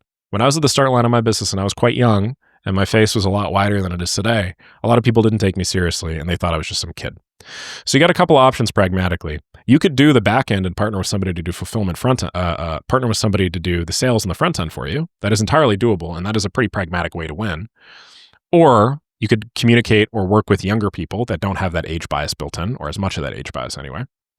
Or you could find a way to pattern match people that are older or look older. Or you could work that Indian accent out through some form of articulation practice. But all of this stuff will not matter as much as just putting yourself in front of people. Whatever people for whatever thing. So, I mean, we could talk all day about tactics and strategy, but really, like, the number one actual skill is going to be, how do I put myself in front of people? How do I generate demand, basically? Okay? You can generate demand without actually jumping on a call, man. And maybe you generating demand doesn't even involve this AI agency. You're pretty young, right? Maybe it's you getting a job. Maybe you like become a marketer or something, where you just like learn algorithms and how to hack them and become a growth hacking, cracked out 16-year-old kid from India. Like, that's totally doable. But that'd be my take on it. Okay, you can do all these things. I think maybe they would help, but yeah, number one thing you got to do is just like put yourself in front of people. First comment, let's go. Nick, how are you today? Great, thank you. Love you, bro. Thank you, Tekle. I love this. Leverage my format. I may leverage this format for my Substack. Quick question: has this always been your natural voice, or have you done some type of voice training? Here's a blog post on how to make your voice deeper. Yeah, I mean, I experimented with that stuff when I was younger because I thought it just made me sound more handsome, but no, this is just my natural voice now. When I was younger, I did have a very high-pitched voice, right? And so, like, let's see, like Sassy, the 16-year-old kid from India, I was like concerned about how I presented and so on and so forth. So I pretended my voice was deeper, but it's not good, man. You get vocal fry. My voice cords are like this for a little bit. So just don't do that. My recommendation for you is just take a deep breath before you talk. Take a couple of deep breaths and you'll do a lot better than if you don't. And also just like stay hydrated, right? Like back when I was going door to door, I would like routinely burn out my vocal cords. It was terrible. Okay. Hey, Nick, I'm in the process of sending my cold email campaigns. I've already configured all the DNS in my Google Workspace account, including SPF, DKIM, and DMARC. Apparently everything is fine, and I use the free version of Instantly to warm up. My question is, for how long do I have to keep warming up? 21 days. Please keep your videos to 20 minutes. Well, you're not going to like this one. Cute thumbnail. Thank you. Nick Saraev Daily, I think you may have your comments hidden. I haven't seen them show up on the feed. Thanks. Are these your comments? I don't think I have your comments hidden now. But I do have some people's comments hidden. Apologies for that. You often recommend for us to have our clients put their card into platforms like Instantly. We manage the accounts. Isn't that stressful or unprofessional for the client to put their card on multiple platforms? What's the advantage of that compared to having them make one singular payment a month to my agency? Well, there are multiple advantages. To be clear, it is simpler and lower friction for the client just to pay you, of course. Yeah, because now, they're just giving you their card. But keep in mind that like when they put their card on a platform and then give you access to the platform, you don't have access to their card, right? You just have access to the platform, and they typically obfuscate all the data because a lot of people do this and platforms know that. The benefits are you don't have an ongoing liability. You don't ever have to hand anything off to the client because everything is just built in to their systems. They own the intellectual property, which a lot of clients like, and so you can treat that as an additional benefit. And then you can get them to sign up using affiliate codes. So all of this stuff helps a lot. How do you include looms on cold email without hurting deliverability? It's impossible. It will hurt your deliverability. But if you reduce the total daily outbound volume per mailbox, then it doesn't really kill you. You could send like 10 a day instead of 30 a day with looms and you'll be all right. I like your content, but every time I watch your videos, I get hooked by your speed of speaking with a clear voice. Thank you. We need more people like you, Nick. Keep doing what you're doing. It's amazing. Side note, for the longest time, I thought your reels were AI generated. They are not. How old are you? I'm 29. Nick, you're murdering the game. What's the pro and con for the swap from Loom to Presentify OBS? Obviously, I'm not there yet. Just curious, there's a feature or moment that sparked the setup. There was actually. I tried recording like an hour-long Loom, and then it like broke, and then I lost access to all the data. So OBS, like I actually have access to it. It's older and it's crappier, to be clear, but it is a lower likelihood of failing on me. And I've tried all of these digital streaming platform things, and most of them break. So Screen Studio, as great as the platform is, it did break on me, and I lost like an hour-long recording. Tela, as great as it is, broke on me, lost an hour-long recording. Loom, as great as it is, broke on me, and I lost an hour-long recording. OBS has never really broken on me like that, so that's just what I'm doing. Nick's videos are addictive. Another teacher from YouTube is Nate. Both of them are really awesome at deliverables. Thank you. We have some Dragon Ball Z lover here. Firstly, thank you very much, Nick, for all that you do. I appreciate you. I'm wanting to start your maker school, but I have limited money and income right now. Currently looking for a job, but more than willing to do DoorDash to fund the business. So you ask, how much money do you think I would need to start? Between $500 to $1,000, I would say. That's about it. And no problem, KJ Land, thank you. I don't know why people want to sell AI to a lower cost of living country. This is on a video called How to Sell AI to Lower Cost of Living Countries. Most of the time, the AI cost in itself is too much for them. What made you think you'll earn something from it, unless it's a cookie cutter chatbot? This is true, of course. But believe it or not, now a lot of companies are doing geo arbitrage pricing, so you can actually get stuff for less money in, let's say, India or Bangladesh or something like that, the Philippines. So yeah, that's something there. Hey, Nick, I don't know if it's just me, but it feels like the field is becoming saturated. The question is not about saturation, more about the mindset. What mindset do you think one should have whenever trying to make something work, and how to fight these subtle, sharp battles? Well, might feel like it's becoming saturated to you because you make no money with it. If we're just real. Do you make money with it? I don't know for sure, Tusif. I don't mean to hurt your feelings, but you probably don't make any money with it. That's probably why you're feeling that way. I think if you made a little bit of money with it, it would very quickly, immediately shift your mindset from one of scarcity to one of abundance. And so I think the number one thing that you need to do, my friend, is just straight line, shorten the path between not making money with this and making money with this. Do whatever the hell you have to, even if you feel like it's shitty and hard and it's saturated or whatever. The second that you make money with this, you will see that life is really just a boundless ocean of opportunity. Day one of asking Nick for free 6 months to maker school. No, sorry, Jamin.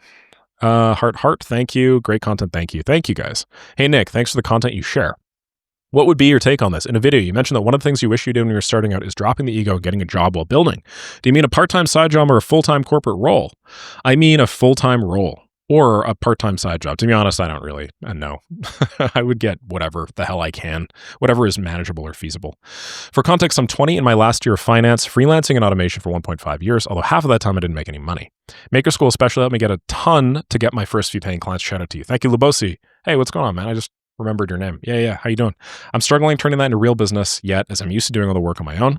My parents argue that starting a corporate job lets you learn how successful companies run, and then after a few years, I'll be in a better position to build my business. Though I've also seen people like you still build big businesses and make it working, smaller jobs and not going the corporate route. If you're in my shoes, what would your next step be to build recurring income? Well, I'm going to tell you something that you didn't ask. My next step in your case, and keep in mind that I'm not being culturally insensitive here. My culture is very much probably similar to yours, just the way that you're describing this.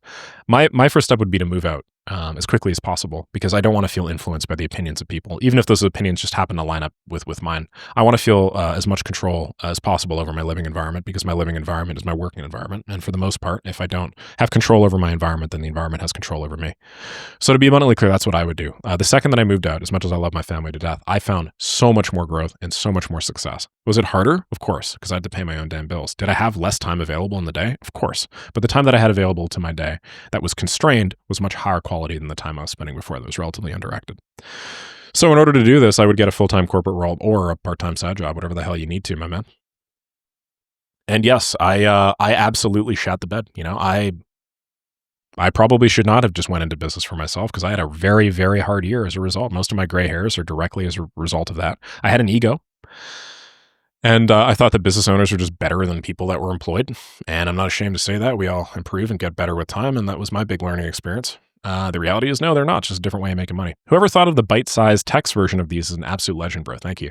Hey, Nick, thank you for everything you do. I think the guy's name's Ben. I've been recently watching a lot of your content. Consider you the most authentic creator in the business AI space. Don't ever become like the other gurus. I wonder what your thoughts are about this. Lead gen and growth systems, as you call them, have always been a popular thing to sell. But is it worth having a pay-per-lead model where you create all the systems, you get paid per lead instead of selling the whole system up front? It's more palatable to the potential client as it's risk-free. And if so, how do you make sure they don't screw you so you get paid fairly? Is there a tracking system I could build? Have you ever done it this way. I just thought it's the quickest way to get my foot in the door approaching clients, or like the offer was so good they would feel stupid saying no. Yeah, a lot of people in Maker School do this, and I've done this myself. I don't do this now because my sales skills are at a point where I can actually build enough value to have people willing to part with their $2,980. Like they're okay doing that. But if you're at the start line of your business, a lot of people are forced to go pay per lead because their skills aren't good enough, and clients will usually like try and negotiate them down to some sort of like, I only want you to get paid when I get paid scenario, which blows, right? So yeah, it's doable. My recommendation, if you want to do it, because there are a lot of people in Maker School and Make Money with Make that are doing this and making zero money despite having signed clients now for many months, is don't take any of the cost liability on your end. Otherwise, you will be losing money. It won't even be like a net zero thing. It'll be losing money. So let them know like, hey, yeah, I'm happy to do this for you. I'll operate it and so on and so forth, so long as you pay for the mailbox and lead fees. Like if you guys are willing to do that, fine. I mean, it's just free learning for me, right? As I mentioned earlier, college degrees cost money. Why not say yes to an opportunity where I can learn without paying money? Aside from that, how do you track? My recommendation on the tracking side is just like build in a form that they have to fill out on every call and force them to record it with Fireflies, Fathom, or something like that, and then post it. Thanks for sharing. Your thoughts absolutely help us. Your thoughts absolutely help us who are still in the developing phase of our business. You're not just yapping. Thank you. Nick, since you've given advice on retainers a few times now, I'm just wondering, what ongoing services do you provide and how much you charge for the current retainers? Yeah, so I've already answered that question. Can't really charge as much as a beginner, but you can let us know what a solid offer is. Yeah, so it's daily availability over Slack for the most part. We're now experimenting trying to get out of Slack. I don't think it's going that well, though. Trying to do it all in ClickUp, but I think Slack just makes more sense. Maybe I'm just a boomer, who knows? Daily availability, weekly strategy call, a certain number of either new build hours per month for people that want to operate on an hourly basis. And there are some people that want to even at higher levels, and that's okay. Big consulting firms like Deloitte and KPMG and stuff like that, they charge hourly all the time, right? Just keep that in mind because everybody always knocks hourly pricing, but I'm like, no, you need some nuance. Or unlimited projects with a shared project board that they submit. Oh boy, what else do we do? Oh yeah, unlimited maintenance on all past projects. That's obviously the big deliverable. You get unlimited maintenance on all past projects. The reason why is because I use this as an alternative to a downsell. And basically, after we do a fixed project for you, you kind of face that choice. Do I hire Nick on a retainer, or do I pay some maintenance, peace of mind? And it's like, yeah, you could pay like $1,000 a month for maintenance and get total peace of mind. But it's like, don't you want to pay a little bit more and get a retainer? Well, in my case, it's not $1,000, but you know what I mean. Nick, I'm sorry to say, but I've heard the same big course like yours, but it seems not to work. You end up paying a lot of money paying ads in social media and Google ads. I don't do either. Actually, there's no ads in my program, so you're probably misunderstanding my program. Do you mind showing us the stats behind your YouTube videos? What's the watch time graph on the daily updates channel? Oh, I don't know. I don't really know. My watch time's been shit recently, so let's give this a try. How do I do this? Contents? Man, I haven't done this in a while. Okay, 6 minutes of watch time on my main channel. And the daily updates channel is 6 minutes. So apparently people can only last 6 minutes before my voice starts crushing them into the void. Great content, Nick. Thanks, Yassine. I run a $70K a month agency, have the opportunity to move 3 team members into productized AI services. Where do you deploy these assets, assuming they possess a requisite amount of experience and or the ability to be trained? Productized AI services. So 3 team members, assuming that they have the skill in order to do so, just have one person build like a set of productized offers, and then have the other 2 people just sell that all day. So generate demand and then get on calls. Maybe it's as simple as you have like a marketer, then you have a salesperson, and then you have somebody that does the fulfillment on the back end. Nice job on the 70K a month, Sean. Hey, Nick, I'm pushing a little too much here on the video idea. You can record Zooms with the test subject 2 or 3 times a week, give him instructions and review process, or you can choose one girl. After making his first $1,000, assemble the recorded calls in the video without a high form of editing, post it as is. I know I'm annoying you. Sorry for that. You know very well what impact of this has on us. Okay, so you record Zoom calls with the subject, 20 to 30 minutes, and give them instructions and review their progress. That sounds pretty cool. I think we could probably do that. Yeah, I think that's reasonable. So basically, I would jump on a 20 to 30 minute call with one person every week. We would record them. When they land their first client, then I would post it. And I would say how I helped somebody do this. It's still more time than a regular video, but yeah, I think that's reasonable. Nick, you're crushing, brother. Thank you. Hey, Jin, how you doing? Jin's in Make Money with Make and sold, I think, $11,000 or $12,000 in a month. Follow up to your soundtrack answer. Music bed is goated, but cost prohibitive for most people. If you're starting out, Artlist or Epidemic Sound is cheaper, and the 80/20 for what 99% of content creators need. Thank you. Hey, Nick, great advice as usual. Neutralite vitamins are the best. I've been using them for 20 years. Put them next to your bed in the morning or next to your first meal of the day, and keep them to keep your energy levels up. They definitely work omega-3, vitamin B, and antioxidants. Thank you.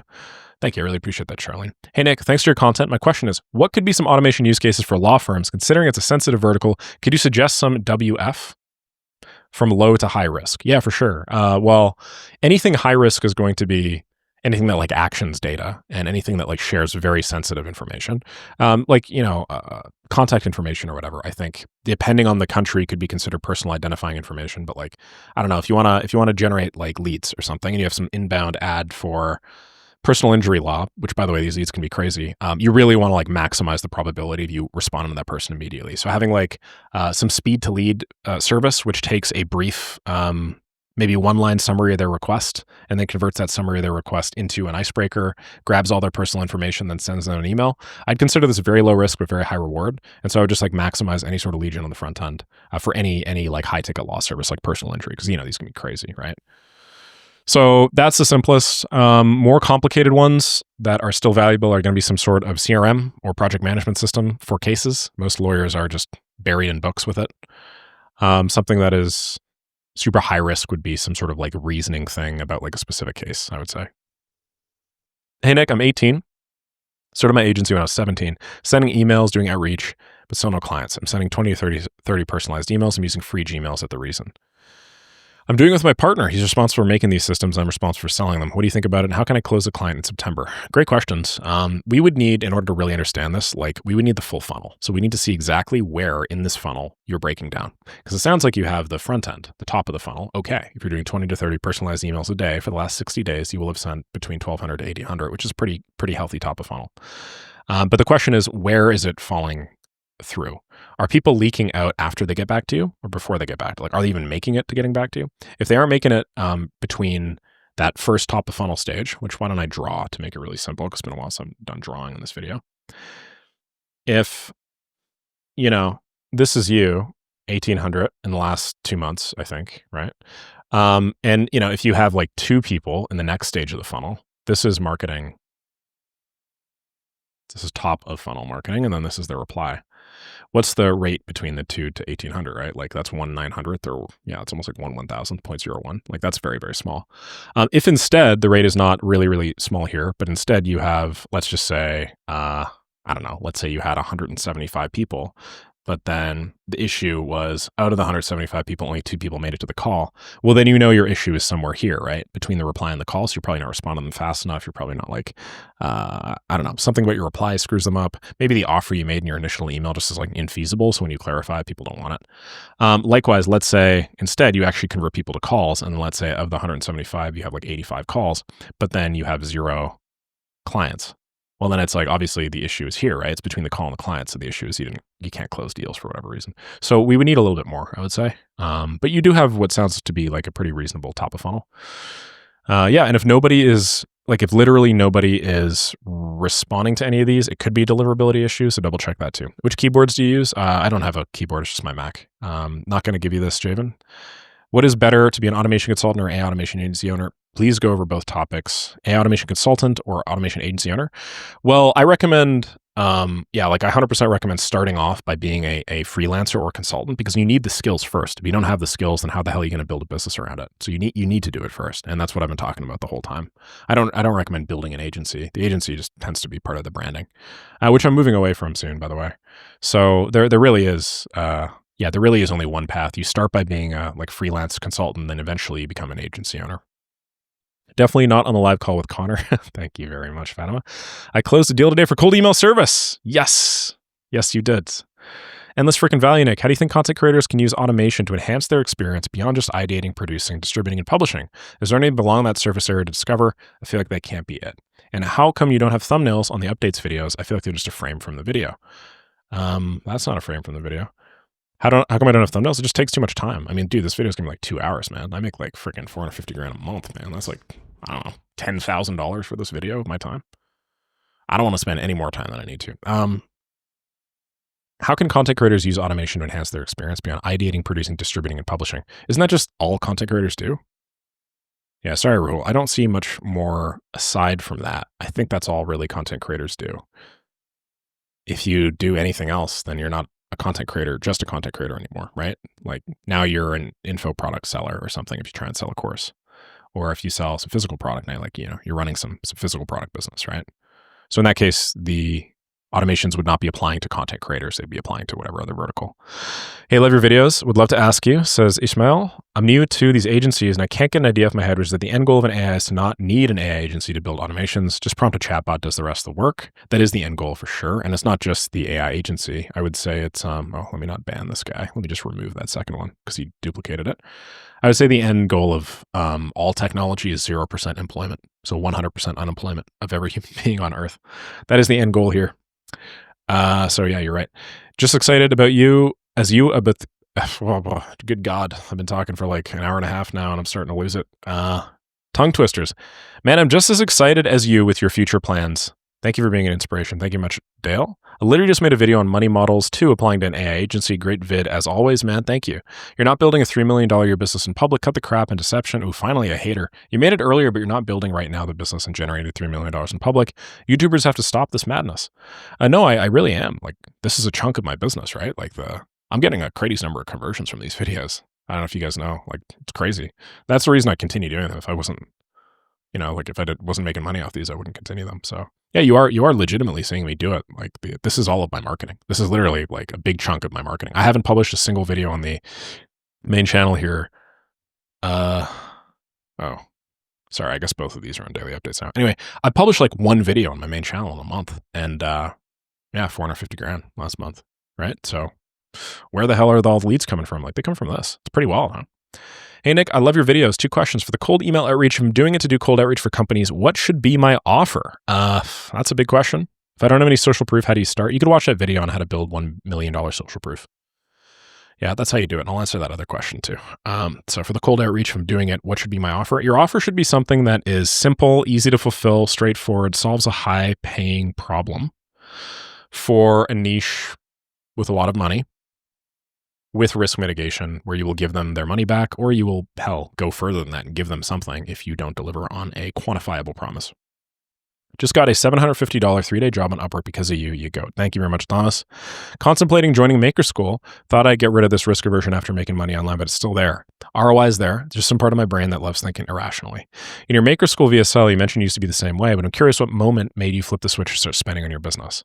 Not going to lie, there was never really a moment. It's been a slow and steady push towards being more open to investing in growth. You said that you should buy something if you believe the value it brings you is higher than the cost you incur by buying it. To me, the question is, did you always subconsciously know this is right and not act in accordance with it until later, or did some event or person show you a different way of thinking? Well, yeah. I don't know if I told you guys, but I was actually pretty close to death when I was 19 or 20. So I had a wisdom tooth surgery that was botched, and some guy cut where he shouldn't have, and then I wasn't given enough antibiotics or something. And then I ended up having an infection that led to septic shock, and then me in the hospital. And I stayed there for, I think, 3 weeks, lying next to an old man on my right who was like dying from gout. And then a bunch of people in my ward in the, internal medicine were like dying of cancer and stuff. So I would say, like, before that point in my life, I didn't really realize just how ephemeral and transient life really is. Like, I didn't really realize it, but like, we all have expiration dates, right? And so there's some situations in my life, now that I'm thinking about it, that I don't really want to do things because I carry some risk. But then I think, well, the risk can't be more than literally dying, right? If I'm going to die anyway, I might as well try doing something cool before I kick the bucket. So maybe that's an event. Maybe that's something cool. I don't know. Yeah, that's pretty rough. Maybe I'll tell a story about that. Hey, Nick, could you please cover a deep dive on how you get a system handed over and give it to the client to run? Do they give you your login details automatically? And then you build it on there and hand it back to them with instructions. What if the automations wrap in a dashboard or basic software, for example? Yeah, the handover I don't even do because I just like go directly into my client workspace and then I set it up. Clearly, a lot of people are like confusing, people that are learning AI and automation here, but mine is very simple. You just like get them on a kickoff call. They sign up to the platforms on the kickoff call, and then you just do all of your work on their profile. The reason why is because it's just simplest. You align incentives. Well, maybe you don't align. Well, yeah, you do align incentives because you do the handoff You don't have to deal with the handoff. They have all the intellectual property. They feel like you're not just trying to like gatekeep their entire business, and so on and so forth. If it's wrapped in a dashboard, give them access to the dashboard. Lovable has like a project transfer thing, for instance. If you built it elsewhere, like that, building a dashboard and then handing it off like is your responsibility. So you should just build that into whatever your custom code workflow is. Basic software, yeah, they need access to that basic software, and then they give that to you. And hopefully that answers your question too, Dane, who asked a very similar one. May God give you a long life. Thank you. First ever comment, but love your videos. Hopefully I'll see you in Maker School. I'm niche down when I started AI and automation. Most of the systems I built is scraping leads and filtering for the client's ICP. That stands for ideal customer profile. But a lot of the time I see you talk about generating or scraping leads in a much simpler manner. It's 30 minutes, or you use an Apollo scraper. I don't know if I'm overcomplicating things or if that's just how it is behind the scenes. I'm asking this because each system takes me a lot of effort. And I find myself talking to business development people and managing different pipelines, trying to automate everything. And it takes a lot more time than I can realistically charge for as a beginner, especially since most of this is behind the scenes. I think the complexity is a good thing, and this is how it's supposed to be until I see videos or templates of your systems that do what I'm supposed to be doing, but way simpler. Need your insight, thanks. The last couple of years of my life has been gradually unlearning the idea that complexity is correlated with revenue.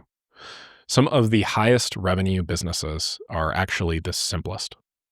This really struck me when I went to the school games and got to hang out with Mr. Sam Ovens and ask him some questions about how and why he set up school the way that he did. And overwhelmingly, the solution, the answer to the questions were always like, well, we want to make it as simple as humanly possible for our customers. We don't really care if we don't have all the functionality or all the bells and whistles, or if something isn't like literally top 1 percentile in ease of use or whatnot. If it is simple, then that is like the number one guiding principle that will override everything.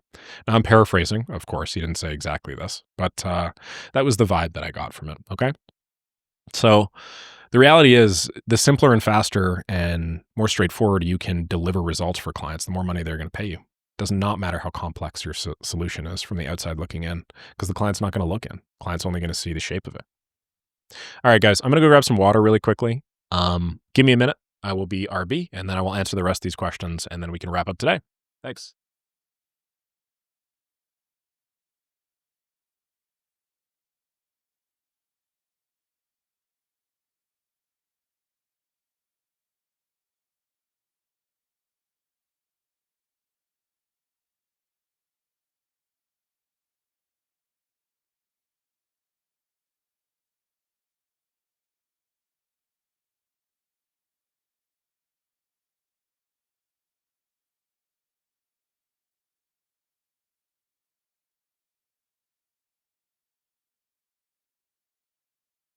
Oh, man.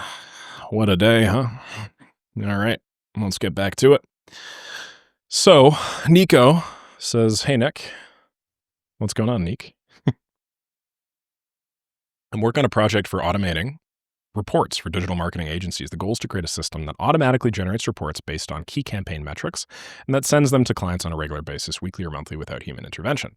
I'd love to know what tools you would use to build such a system. Have you worked on a similar project before? Yes. If so, what tools, platforms, or integrations would you recommend to effectively and scalably create this report automation?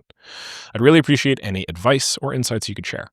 For me to really be able to answer this question, Nico, we would need to know, what are these reports based off of? Is this some ad report? You're saying digital marketing agencies, right? But digital marketing agencies do everything. So what exactly is it of what sort of campaign that we are tracking here? Anyway, in general, my recommendation for you is as follows. Get a very simple and straightforward database like Google Sheets. Okay, I'm treating Google Sheets here as a database. It's not the most effective database, but it is a database. It's also easy, interpretable, and maintainable by people, even if they don't have a technical background. So get Google Sheets. If you want to be more complex, use BigQuery or something. But get your database. And then every time something happens in the campaign that you want to log, create a webhook of some kind, watch it and make, and then just add a record or a row to the right table in your database.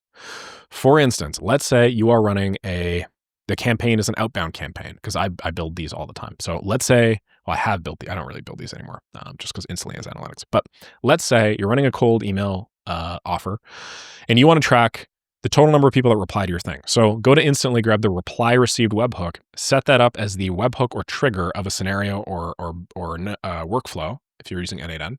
Then every single time a reply comes in, it's simple. It's like 2 nodes. It's your webhook, and then it's a Google Sheet thing that just dumps it directly into a table called replies. The next thing you do is, let's say it's a positive reply. So now every time you get a reply, have AI determine the semantic content of the reply, and then if it is positive, then update the positive thing. Then every time you book a meeting, your cal.com thing goes off. That's a webhook, right? Create another scenario or workflow that's 2 or 3 nodes where literally every time you get a meeting booked, boom, that just goes directly in your Google Sheet, okay? So now what do you have? You have a funnel.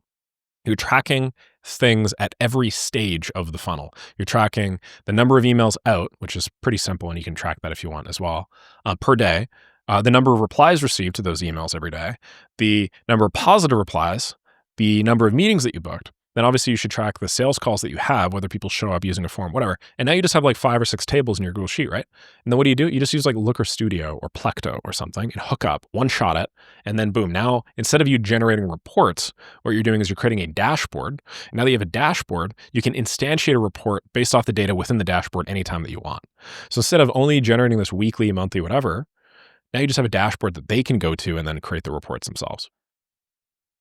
Okay, do you go high level? Not really. Why 3 mil, says Paul? Seems really arbitrary. Yeah, this is what I was saying at the beginning of every video. I just like counted up my revenue and now it's 4 mil. Yeah.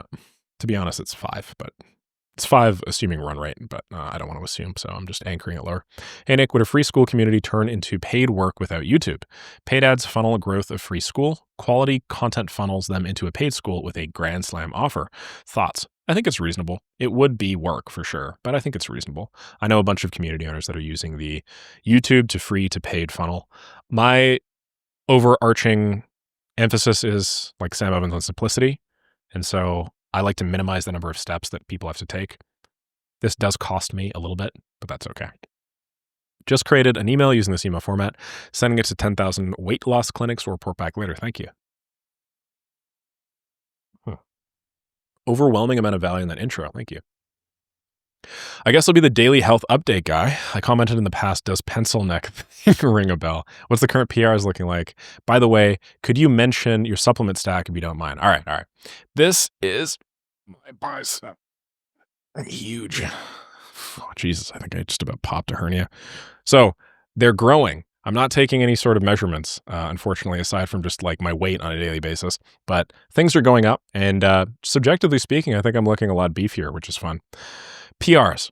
Now, I can't share with you PRs for what you are ultimately concerned about because my bench press is like just totally hamstrung by my shoulder. So I used to bench. I PR'd at 275 on bench.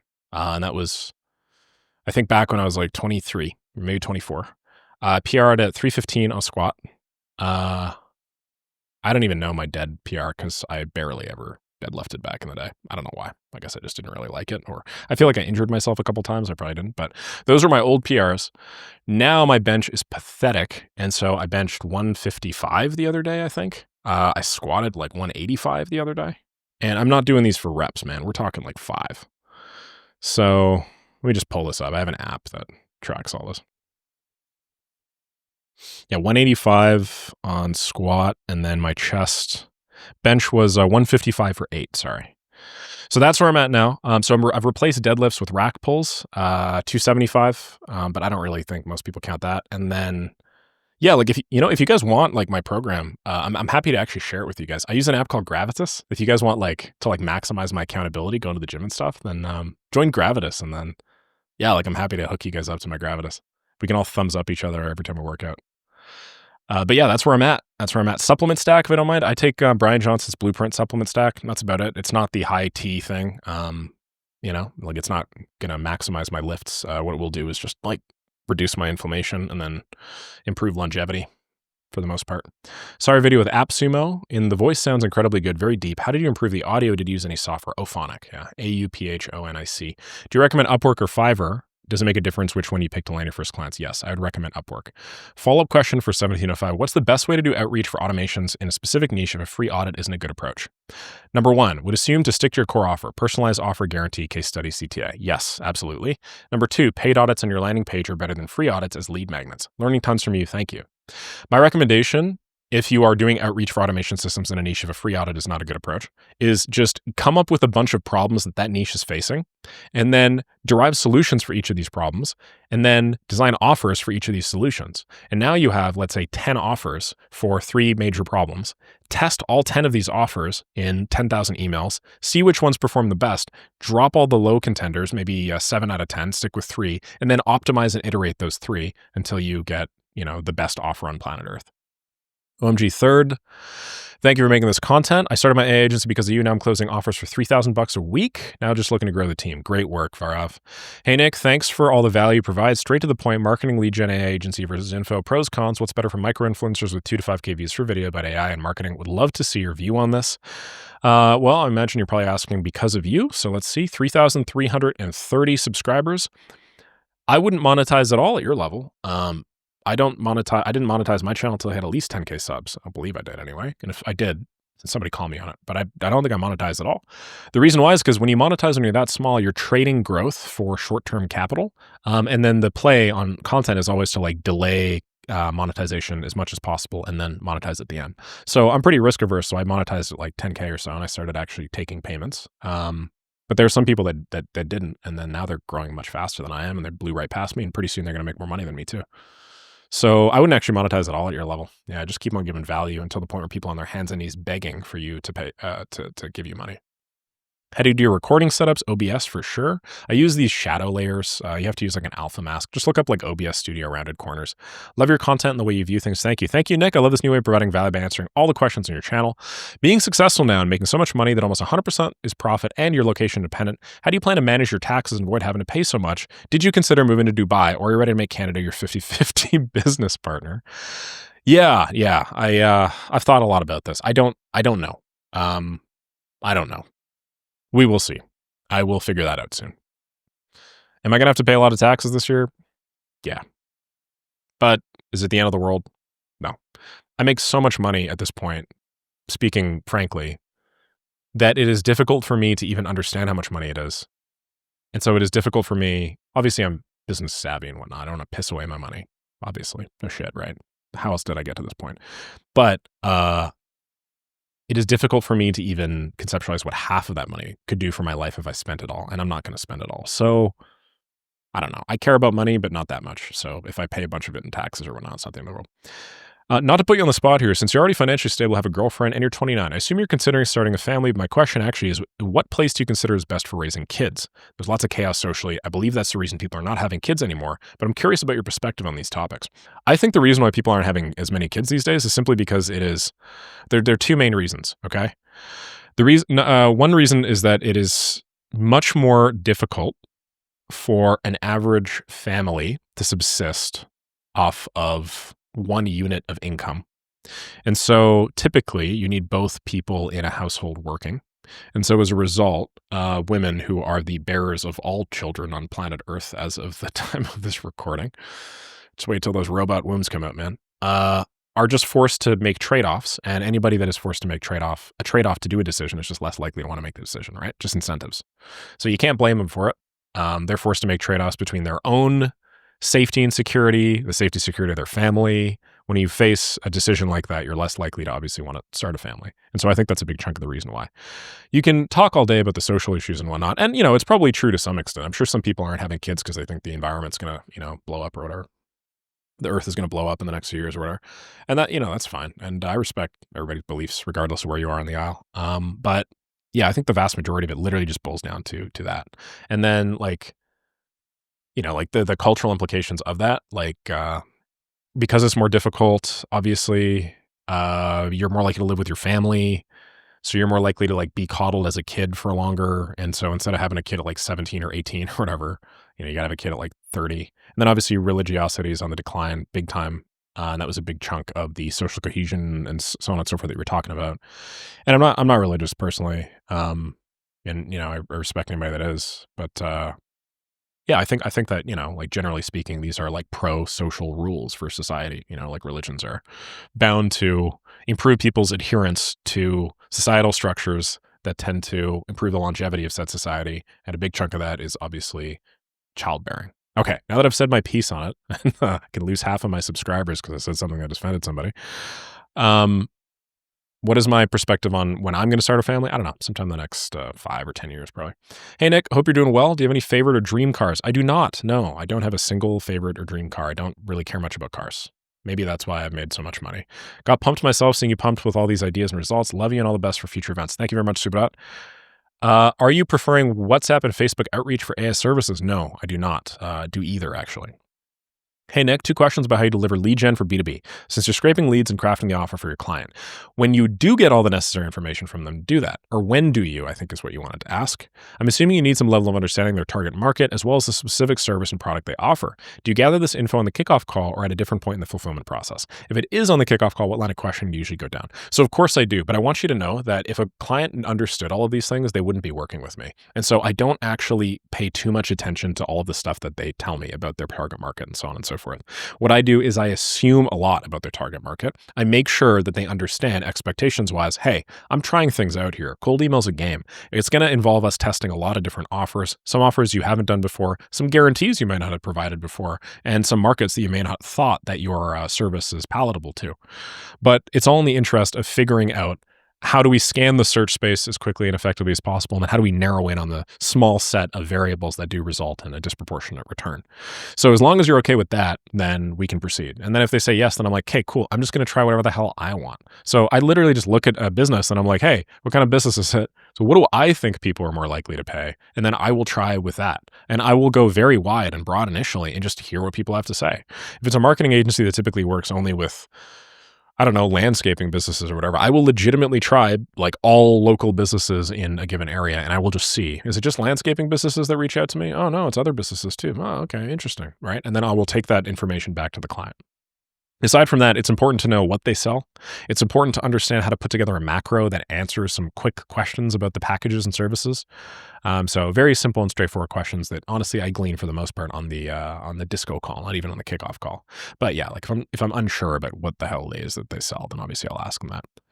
Just curious, says Mike, why do you think daily updates and talking to people in your journey is a worthy time investment compared to spending the time in your business that's already crushing it? Wondering if I should make a daily school business building update as well. This functions as bottom of funnel content. The vast majority of the value of Maker School and Make Money with Make, there's a variety of different parts of value, but a big chunk of the value is in the Q&A. And so what I'm doing here is I'm basically providing a glimpse into the level of value that you get if you join my programs. As a result, it is very, very high converting. And so I'm going to continue doing this because it makes me money. Hopefully that makes sense. Hey, Nick, been watching daily updates religiously, been monitoring AI and now thinking whether it makes sense to start pursuing it. Was thinking of joining Maker School, but was wondering how much money should I put aside for this to crush it, considering I'm getting paid in what feels like monopoly money. Would appreciate if you could mention what mindset I should join with, since being 18 and starting like this may feel a bit overwhelming. Looking forward to join.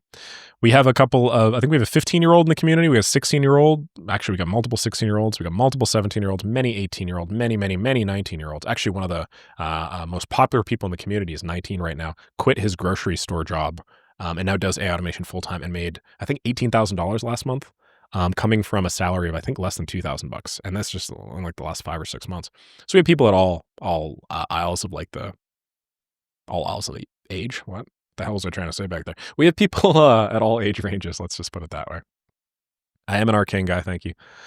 So that's the main thing. I guess the mindset is just be open and be willing to put in more work than you think you need to. I would put between $500 to maybe $1,000 in. Initially. And you know, I'm not saying you need to put that money into me. I'm just saying like you should have that money so you don't feel like you need this to work or jump off a bridge. The secret is to teach people how to start an AI agency and sell services, create tutorials, not the agency itself. That doesn't make you rich, but rather classes, education, better courses. I think it would depend on your definition of rich, SAN-PP2CL. I think that you can make a ton of money with all these things, but I think the amount of effort required to make money with, let's say, an agency is much, much higher than the amount of effort it would take to make an equivalent amount of money selling people information about how to do it themselves, because it's higher leverage, right? If in the same amount of time I can provide a service as I can provide a service, I could teach 100 people how to provide a service, and then they all end up providing the service. Doesn't it make sense financially that I should be compensated for it more than if I was just providing the service? Now, I want to be clear, I'm providing the service, but I do make way more money now talking about the service, discussing how to provide the service, and so on and so forth, than actually providing the service. And I'm looking to fix that, of course. The revenue of my agency is climbing month to month, but it is certainly not, 300 and whatever, $30,000, however much money I made with the community last month. Okay. Share the Google Doc with us. Yeah, it's in the description of that video. I think your excitement alone made all of us excited to do work. Where were teachers like you in school? Thank you, man. Joins implicates, as I'm halfway through, was curious, how would this exact setup work for a B2C business instead of a B2B business? Would the same cold email principles still apply, or does the approach need to change for consumers? Generally speaking, you just don't send emails you don't send cold emails B2C, man. B2C cold emails are basically just spam or scams, to be honest. So no, I don't really think there are very many use cases for B2C in this case. I would only ever really sell cold email B2B. What's the difference between purchasing mailbox from Zapmail and Instantly, the pre-warm ones? Which ones do you recommend? It's a toss-up. You can do whatever. What's Nick using to annotate? Do you need an iPad? Nope, it's just called Presentify. Jeremy says your videos always find me at the right time. I have a question. Would love to get your thoughts on this. Started selling services on Upwork 1 to 2 months ago. I already got 2 clients running right now, so I'm seeing some success. It's about 1K until now. At the same time, I'm interested in learning copywriting and building a second pillar of my business. I won't go too deep, but it's inbound. Majority of my day is AI automations. The other one is learning copy as a language rather than a skill. My question is, do you think I'm trying to catch 2 birds at the same time and not getting either one? So you got 7 to 8 projects. You started selling your services on Upwork 1 to 2 months ago. Those 7 or 8 projects have made you 1,000 euros. On average, your average order value is thus about 150. No, I think you're doing fine. Honestly, I think what you need to do is you just need to charge like 10x what you're currently charging for your services. Clearly what you're doing works, Jeremy. So I would just keep on doing it, just charge more. Nick, quick question. You mentioned you could charge 30% of the revenue I help the client generate. If, for example, I increase our monthly revenue by $10,000, should my pricing calculation be based on that increase over 30, 90, 1 year, 3 years, or another period? I don't know you personally, but you seem approachable. Thank you, you're all the value. Thank you, man. It's per month, I would say. So if you increase the revenue by 10,000 per month, then you should be compensated 3,000-ish per month. Now, this is on the high end. Don't get me wrong. You should push for 30%, but don't be surprised if you land between 20 to 25. The Inside Out movie is based on the Eternal Family Systems Therapy type. I think that is why people love it, because it simplifies a concept that is very difficult to understand if you just read the technical books. Thank you. Thank you. I'm watching you for months now and actually just got my first client a few days ago. Thank you. The answer I want is to know, how old are you? I'm 29. Super context. Thanks, @Nick, for the upload. Thank you. Stoked to see what comes with the new content direction. Also seeing the format of your email was a huge help. Thanks, Nick. Day 4 of asking Nick Saraev for a free 6 months of Maker School. Going to ban you if you keep on asking that. I think you've asked it a couple more days, so that's all right. Hey, Nick, in Nigeria and in college, I don't have any cash at all for starting capital. I mean, $20 free for at least subbing for ChatGPT. When I get my laptop, what steps should I use to start a full-on bootstrap for making automations and marketing with $0? You're probably gonna need a few bucks, to be clear. You're probably gonna need a couple bucks. If you join Maker School, you do get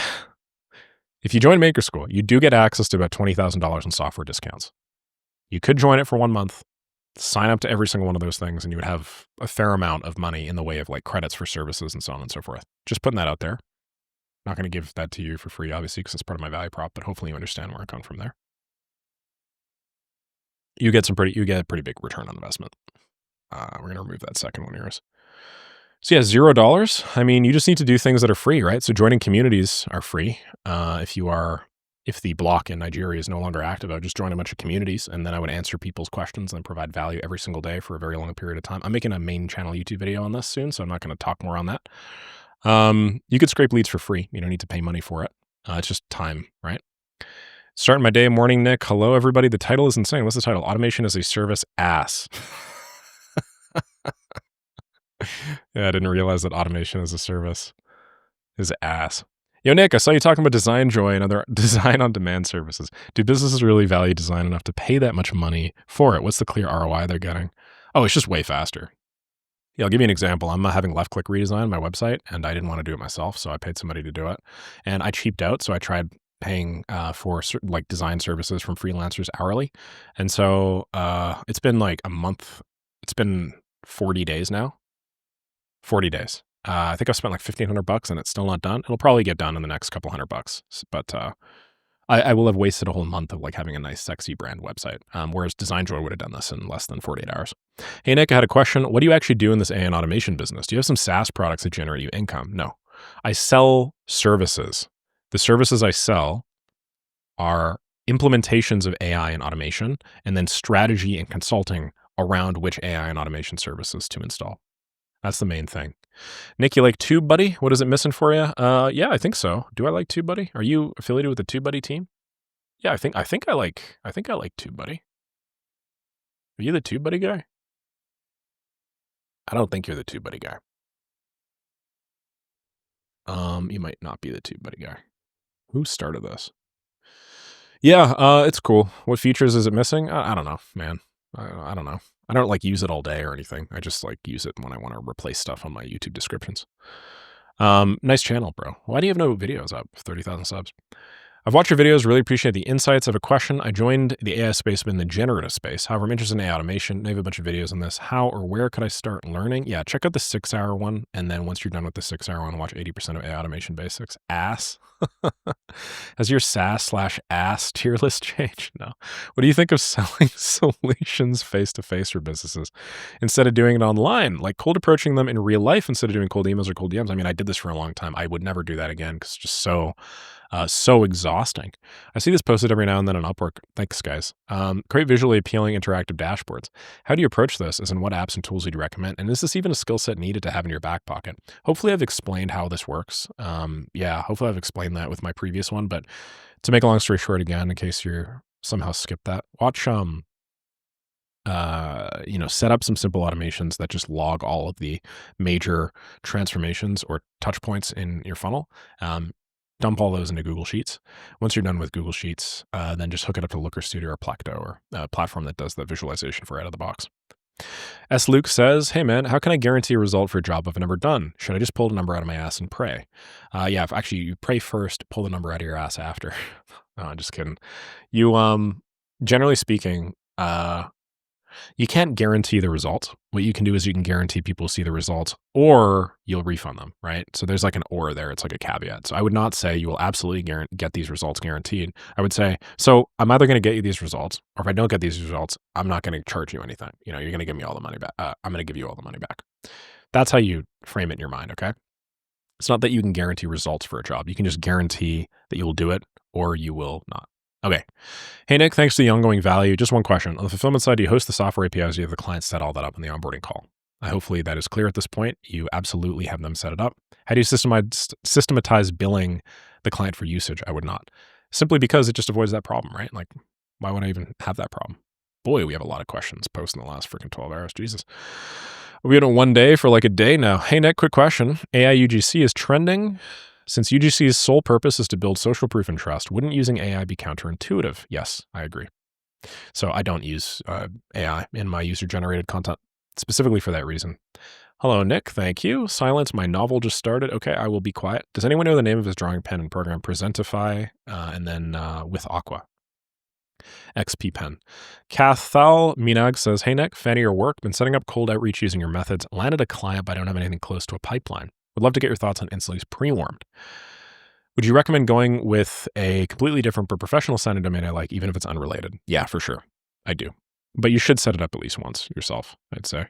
Heart, thank you very much. Gems from Harshit. What camera do you recommend to buy for YouTube? I use the Sony A7C. It's pretty pricey, but I think the ZV-E10, I think it's called, is like a much more economical one. So I'd probably start with that. Hey, Nick, I'm learning and doing AI agents and 999 to automate B2C business consulting and talking to clients. It'll replace their managers and support team and increase conversions due to fast answers. I'd like to go with a subscription-based model. How much do you think I need to charge from automation? What's your opinion about this kind of automation? My opinions on this kind of automation are, it is definitive now that 95% of AI agent implementations have failed in the last little while. It was a study reported by MIT. Now, that's just like kind of a buzzword. In reality, they have varying levels of fail, and fail just usually means did not live up to the report promise, not that it didn't generate a return on investment. But generally speaking, just because like the output variability is so high, and then the ability of these models to like accuracy is not 100%. It's very, very difficult to like actually make a ton of money with this sort of stuff. And, well, I think you could sell it. I don't actually know if it's like fully in the best client interest, if I'm honest. So those are my thoughts on the system. Assuming that you can justify and build value for the system and then it makes sense, then yeah, I'd do it, obviously, if you can make money with it. How much do you think I need to charge for it? I don't know. I just wouldn't charge less than $1,000 a month for something like that. But generally speaking, the money that you charge for a service like this would almost always reflect the value you think it could provide. And so if you are replacing managers, how much is a manager worth? Charge 30% of that. Replacing the support team, charge 30% of that. Would you say your SaaS or lead gen tier lists have changed at all? I don't know. Let's find out. What is this? Every AI service you could sell. Email follow-up, sales pipeline, client onboarding, depersonalization. Um, this is basically what we were just talking about a moment ago, customer support ticketing. So yeah, I think it's moved down. I think it's moved down. I think the customer support ticketing stuff has moved down. All-in-one AI agent's definitely way, way down there. And then lead gen tier list. Cold email, Loom, Upwork. LinkedIn DMs, I would move into S tier. Long form content, I'd move into A tier. Yeah. And there's some people making money with ads. I'm just not one of them. So it's hard for me to really claim. Just joined Maker School, been making automations of fitness coaches for a few months, but needed direction. Yo, what's going on, Gozy? Good seeing you, man. Yo, Nick, Claude Code is killing stuff, and the agent, it's just a fraction. Use it for 2 weeks, and it's incredible. Still feels like I just scratched the surface. There's a module in Maker School that'd be more valuable for tech-savvy folks. Thanks. Yeah, for sure. Hey, Bo, man, we got a lot of Maker School guys in here. Hope you all are crushing. From a school standpoint or just in general, like if you said AI automation will be phased out in the next few years, what should we, or what do you predict the next big thing is to capitalize on? I'm talking about the next Maker School, basically. What will the next Maker School be about, in your opinion?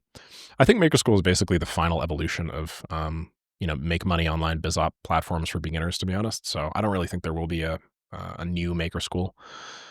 Maybe, I don't know, my marketing is going to suck and I'll kind of force people with shitty marketing to go to some other option. But yeah, I called it Maker School so that it would be tool agnostic. And then I figured I'd just focus more on actual building a business than actual implementation of a particular piece of technology. Because if you learn how to build a business, it doesn't really matter where the technology is or what the technology is about, right? It doesn't matter if it's some holographic AR, VR thing that we're all doing in 3 years. It's no, you learn how to build a business selling those services and building value for products like that. So my program still helps, right? So that's the idea. Hey, Nick, answering all these questions is a huge value for us, but I know you can't keep doing this as the questions keep coming. But I am, aren't I? The answer is, of course, AI. Why don't you build an automation that pushes all the questions into a knowledge base, then AI can package them under a common theme for you to answer at once and avoid duplicates? A big reason why is because the value that I'm providing here is not actually only the value of the knowledge of the answers, it is in engaging with my community and providing support. So I get a lot of the same questions every day on Maker School's Q&A, and they tend to be pretty similar, and I answer them anyway because people don't just want the answers. They want support. They want to feel like they're being helped. And to be honest, that's a big chunk of any sort of community, right? Human beings are not zeros and ones. We want to know that other people are going through the same things we are going through. And so, yeah, there's some times where I will answer a question and I'll just in my head be like, dude, didn't we cover that during the onboarding? What the hell, man? Why are you asking me that question? But then I'm like, you know what? That's the value I provide. So let me provide that value. What is that? There's some huge, crazy sound going on inside. Really low-flying plane, maybe? Hey, Nick, love the daily insights. Super valuable. Quick question. I'm building an automation tool for real estate companies that converts PDF data into Google Sheets to use as a lead magnet. Do you think that is a strong value prop? What is the PDF data you're converting? That would go a long way to me being able to answer this. I don't know for sure. This seems okay. If the PDF data that they are feeding in is something unstructured and your Google Sheets turns it into something structured, and then that is your main giveaway, your lead magnet, that's a pretty good value prop. I think a lot of real estate agents suffer from problems like that. How can I pitch this to company owners who are already using similar software but may benefit from a simpler automation? It's going to be tricky. You are going to be faced with this problem basically all the time forever. So I would just get really good at pitching the solutions, essentially. The main differentiator would probably be cost and then ease of use. If the software is very expensive or whatever, then obviously more difficult to do. Yeah. Hey, Nick, appreciate the insane value you consistently provide. I'll try and keep this brief. I'm 18. I'll try and keep this brief, he says. And then there's 40 paragraphs. That's all right, man. Ask away. I'll keep this brief. I'm 18, running a real estate videography business in Australia, doing $20,000 a month as a solo operator. Nice work. Unfortunately, I don't love the business, don't love shooting videos, and would love to build something I can create geographical freedom with. Also not super interested in scaling this locally, building a team, etc. I live at home and have very little overhead. Been interested in AI for quite a while, and I've recently started to transition out of videography and into AI. Nice, man. Yeah, that's cool. Because I had very similar desires. I ran a videography agency, and then I was like, hey, I don't want to do this shit anymore. This sucks, man. What if COVID 26 hits and shuts down my business? I want to be able to have full geographic freedom. So, do I believe servicing videographers or realtors makes more sense? If you have cool case studies in videography, I would just do that. Well, I would start with one of my niches being that. The reason why is because in your outreach, you could say something along the lines of, "Hey, how's it going? My name's Pete. I run a videography business out in location. We do about 25K a month. I know this is out of left field, but the value you get out of being able to position yourself as a fellow business owner and not like somebody pitching them services is really, really big. So that'd be both. Yeah. All right. Also, man, you should try like doing some editing or something because that's geographical freedom, right? How do you decide whether a new opportunity is shiny object syndrome or it's the correct next move to take? I think it just depends on the number of reps that I put in. If I put in a lot of reps and I haven't seen results, then yeah, odds are, not odds are, but if I put in a lot of reps, the likelihood that it is the right thing to do is lower if I've yet to see a result. Okay, that's about it. But you have to like really anchor your understanding of what a lot is, because most people's idea of a lot of reps is like 100 reps. My idea of a lot of reps is like 10,000 reps. If you do 10,000 of any sort of outreach and you don't have success, then yeah, I think you could probably try doing something different, assuming you're not just clicking a button and sending 10,000 cold emails, assuming you're actually talking to like 10,000 people. But odds are, if you get to that point, you're going to be really good at articulating the benefits of the service, and then it's a self-fulfilling prophecy. You'll just win by default, and the business model will work, right? Would you recommend I keep on operating my video business? Yes, for sure. I would 100% recommend you keep on operating the video business. I had a feeling you answered a question about offers. I want to join your school community soon. Love your videos. Thank you very much, Zoro. If you're trying to pay 250K for 20% of a $10 million business, you really need to sell the incremental value, because if it's just an investment, no one is doing that deal. Really? Do you think so? I don't know very much about this. Um, but I think my math was okay. Walk me through, let me walk you through. 10 mil top line, right? I want a business with very low margins. So if I buy a business that is 5%, that's making 500K bottom line. 500K bottom line times 20% is me buying equity, basically, in 100K per year. The multiples on that equity in most industries max maybe like, I don't know, 4x or something, but I think probably like 2.5x. So aren't I just providing somebody liquid capital at about $250,000 to like get them a little bit of capital and then de-risk them? Isn't that what I'm doing? I think that's what I'm doing. No, I think that's valuable. 2.5x multiple 250K. I might be stupid as hell. Hopefully I'm not, but yeah. I don't know. What do you guys think? Like the reality is there's always somebody out there that is willing to make a deal, right? Just about finding them. Um, there is additional incremental value. You got to keep in mind, I'm like providing systems here, right? So that's additional incremental value for sure. But yeah. All right, cool. When selling outreach or lead gen systems and cold emailing, what do you think about the idea of charging a fixed price per meeting booked, like $50 per meeting booked, or percentage of what they earn from the client? Yeah, I think that's fine. Pay per lead is something that a lot of people are doing because they are forced to, because they don't have good enough sales skills to build value enough so to the point where a customer is willing to spend $5,000 on your service, right? So they need to align incentives. So I think it's reasonable. Would I do it myself at this point? No, but you can do it. Just keep in mind you need a way to verify that they are indeed, you need a way to verify the amount of money that they've made if you want to take a percentage of it. And then if you are doing pay per lead, you need to verify the number of leads they get. Okay. While I was recording this video, I had two more questions. Matama says, what do you think about the fact that it is now legally required to verify your organization in order to use the API for GPT-5 or GPT-Image1? Would this create more friction in selling an AI automation that uses these models, as you'd have to make the client verify its org? Thanks not only for the answer that I might get, but you're generally doing amazing work and helping a lot of people with this. I think it's a great question. Yeah, for sure. This changes the calculus a little bit. There are probably some instances in which the verification would just require too much work, time, energy, whatever. We're not at that level yet. The verification is still very simple, right? You just like enter some very cursory details. It's a quick little face scan or still very much something you just do on a kickoff call. But it will eventually change the calculus until you are no longer just somebody that does the service on their account, but you are also providing tokens on the account because they don't know how to do the verification, or it's all friction, right? But yeah, we're not there yet. Okay. All right. And then K4G 1am says, this is gold. Thank you. Thank you, man. All right, guys. If I refresh this now, is there any other comment here that I can answer? Anything else? No comments found. Try searching for something else or removing filters. Awesome. So it took us 2 hours and 21 minutes to respond to what I think was several hundred comments. We are now done and caught the hell up. Thank you to Abe Magic, the 2.6 mil subscriber that just joined. Nesima, an El Economista YouTuber at 324K. We got some very, very cool and big people subbing to the channel.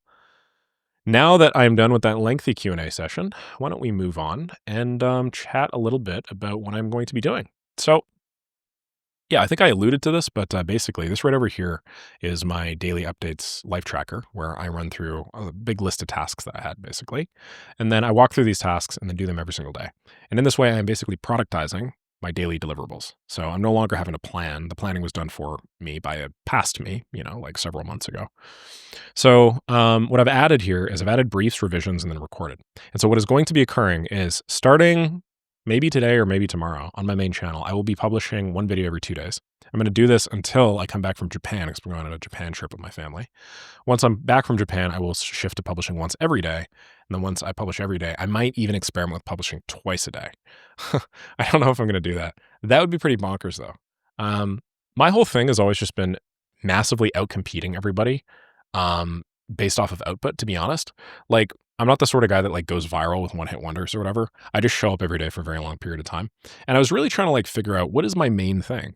Like I have quite exceptional ability to focus. I've realized that now. Probably very few people that could sit and do 2 hours and 20 minutes of Q&A and then immediately just like continue talking about other stuff. Probably very few people that can do that. So I'm cognizant of that. But because of that focus, what else do I have? Well, it's the consistency, right? The ability to show up every day for a very long period of time. And then I consider myself kind of like good at execution for sure, but I'm not the best at execution. I'm only good at execution because I got a lot of reps in. But anyway, what lives at the intersection of all those?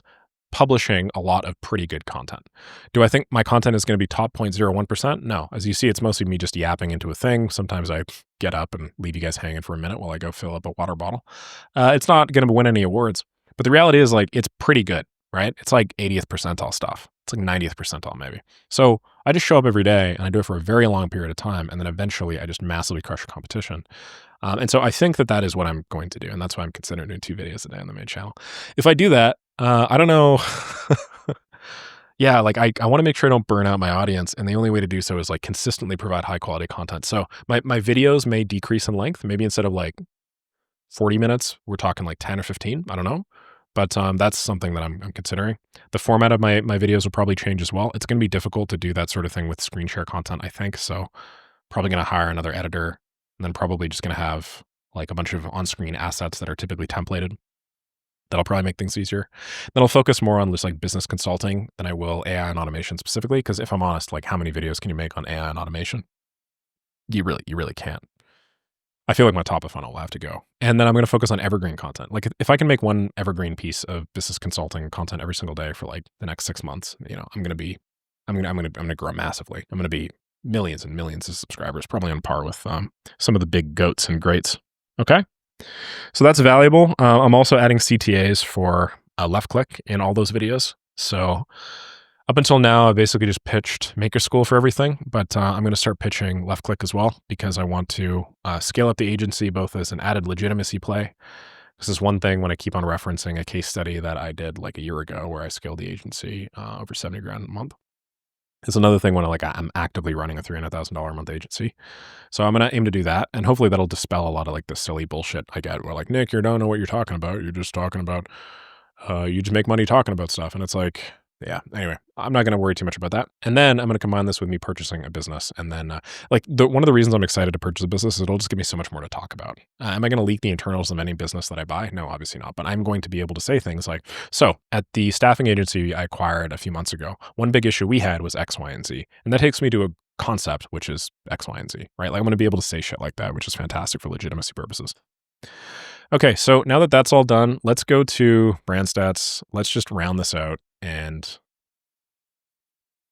get the damn stats out of the way. 18587 870 on the main channel. It is officially September 1st. Happy September 1st. What?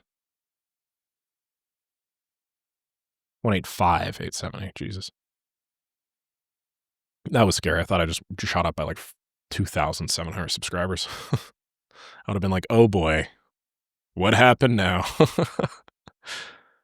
Other people are excited, but I'm like, oh shit, seriously? Look at how many maker school signups I'm going to have to help. I'm just kidding. Anyway, growth is good across the board. I'm pretty happy with it. Yeah. We're going to maker school. We've now reduced churn by, I don't even know. Should I even show you guys the stats? Well, I'm not going to show you the stats because I just showed you the stats and then it leaked a bunch of details. Suffice to say, 294,000 at 24% churn. We are not leaking customer details anymore. Nick, you're better than that. So that's annoying because I just one-shotted this whole video. Now I got to go back and do some editing, but whatever, fuck it. That is all for me. Have a lovely rest of the day. Thank you to everybody that has joined Maker School so far. Hopefully you guys have appreciated and enjoyed that sort of value. There's a lot more in the program, so I will see you in there.